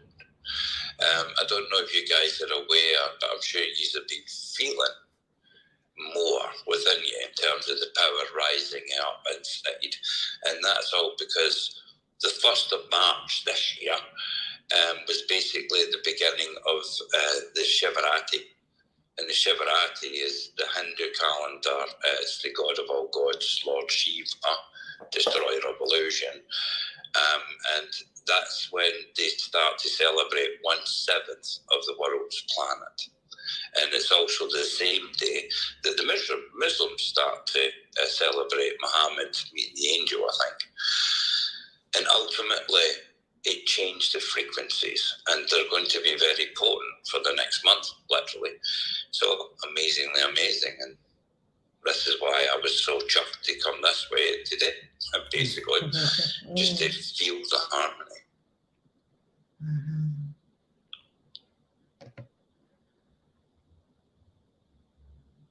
And just to be.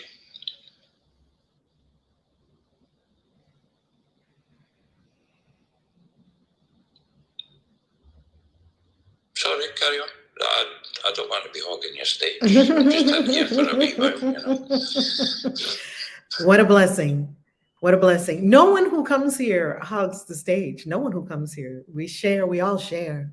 And it is delicious. Every morning we're here. Well, it's every afternoon and every night too, depending on where you are on the planet. We're here at 7 a.m. Eastern Time every morning. We don't even take weekends off.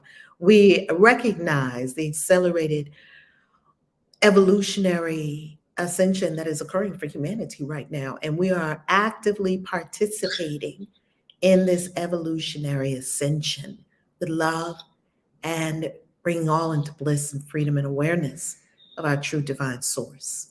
So, as I the know it's in your frequency, your divine, literally. It's delicious. It's delicious. And what a blessing you are, everyone here that shared this morning, all the shares, all of the experiences. What a blessing. What a blessing. We're rich. We're rich. And now we'll go to our galactic signature for the day. Harmony or Queen Hadassah, who has it for us?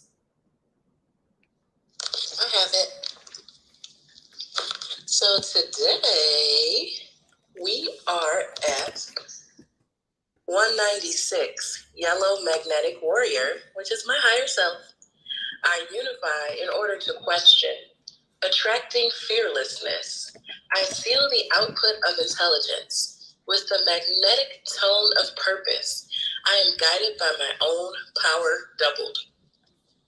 I unify in order to question, attracting fearlessness. I seal the output of intelligence with the magic tone of purpose. I am guided by my own power doubled. I unify in order to question, attracting fearlessness. I seal the output of intelligence with the magnetic tone of purpose. I am guided by my own power double. Yellow Magnetic Warrior, Kin 196. We have a Yellow Warrior Day, and we have a Rainbow Warrior in the room. That means and we heard Warrior from Dia as well, who shared with us that she is a warrior goddess as well as a creative goddess. We are warriors today. We have the warrior energy, warrior for vibration, love, and freedom for all. Love you, family. Welcome home, Rainbow, and welcome here anytime. Welcome home and welcome here. Yes, everyone. Yes. I love your energy. Oh my goodness, what a blessing. What a blessing. And the rhyme, it just makes it, that's just icing on top of the proverbial cake, that it all rhymes. It's like honey to my soul. So thank you for coming and pouring honey for us today. The bees are happy. We are all happy because each of us chose to show up today. We are all better because each of us chose to show up today. Come on, warriors. Let's celebrate life and send everybody off with some love.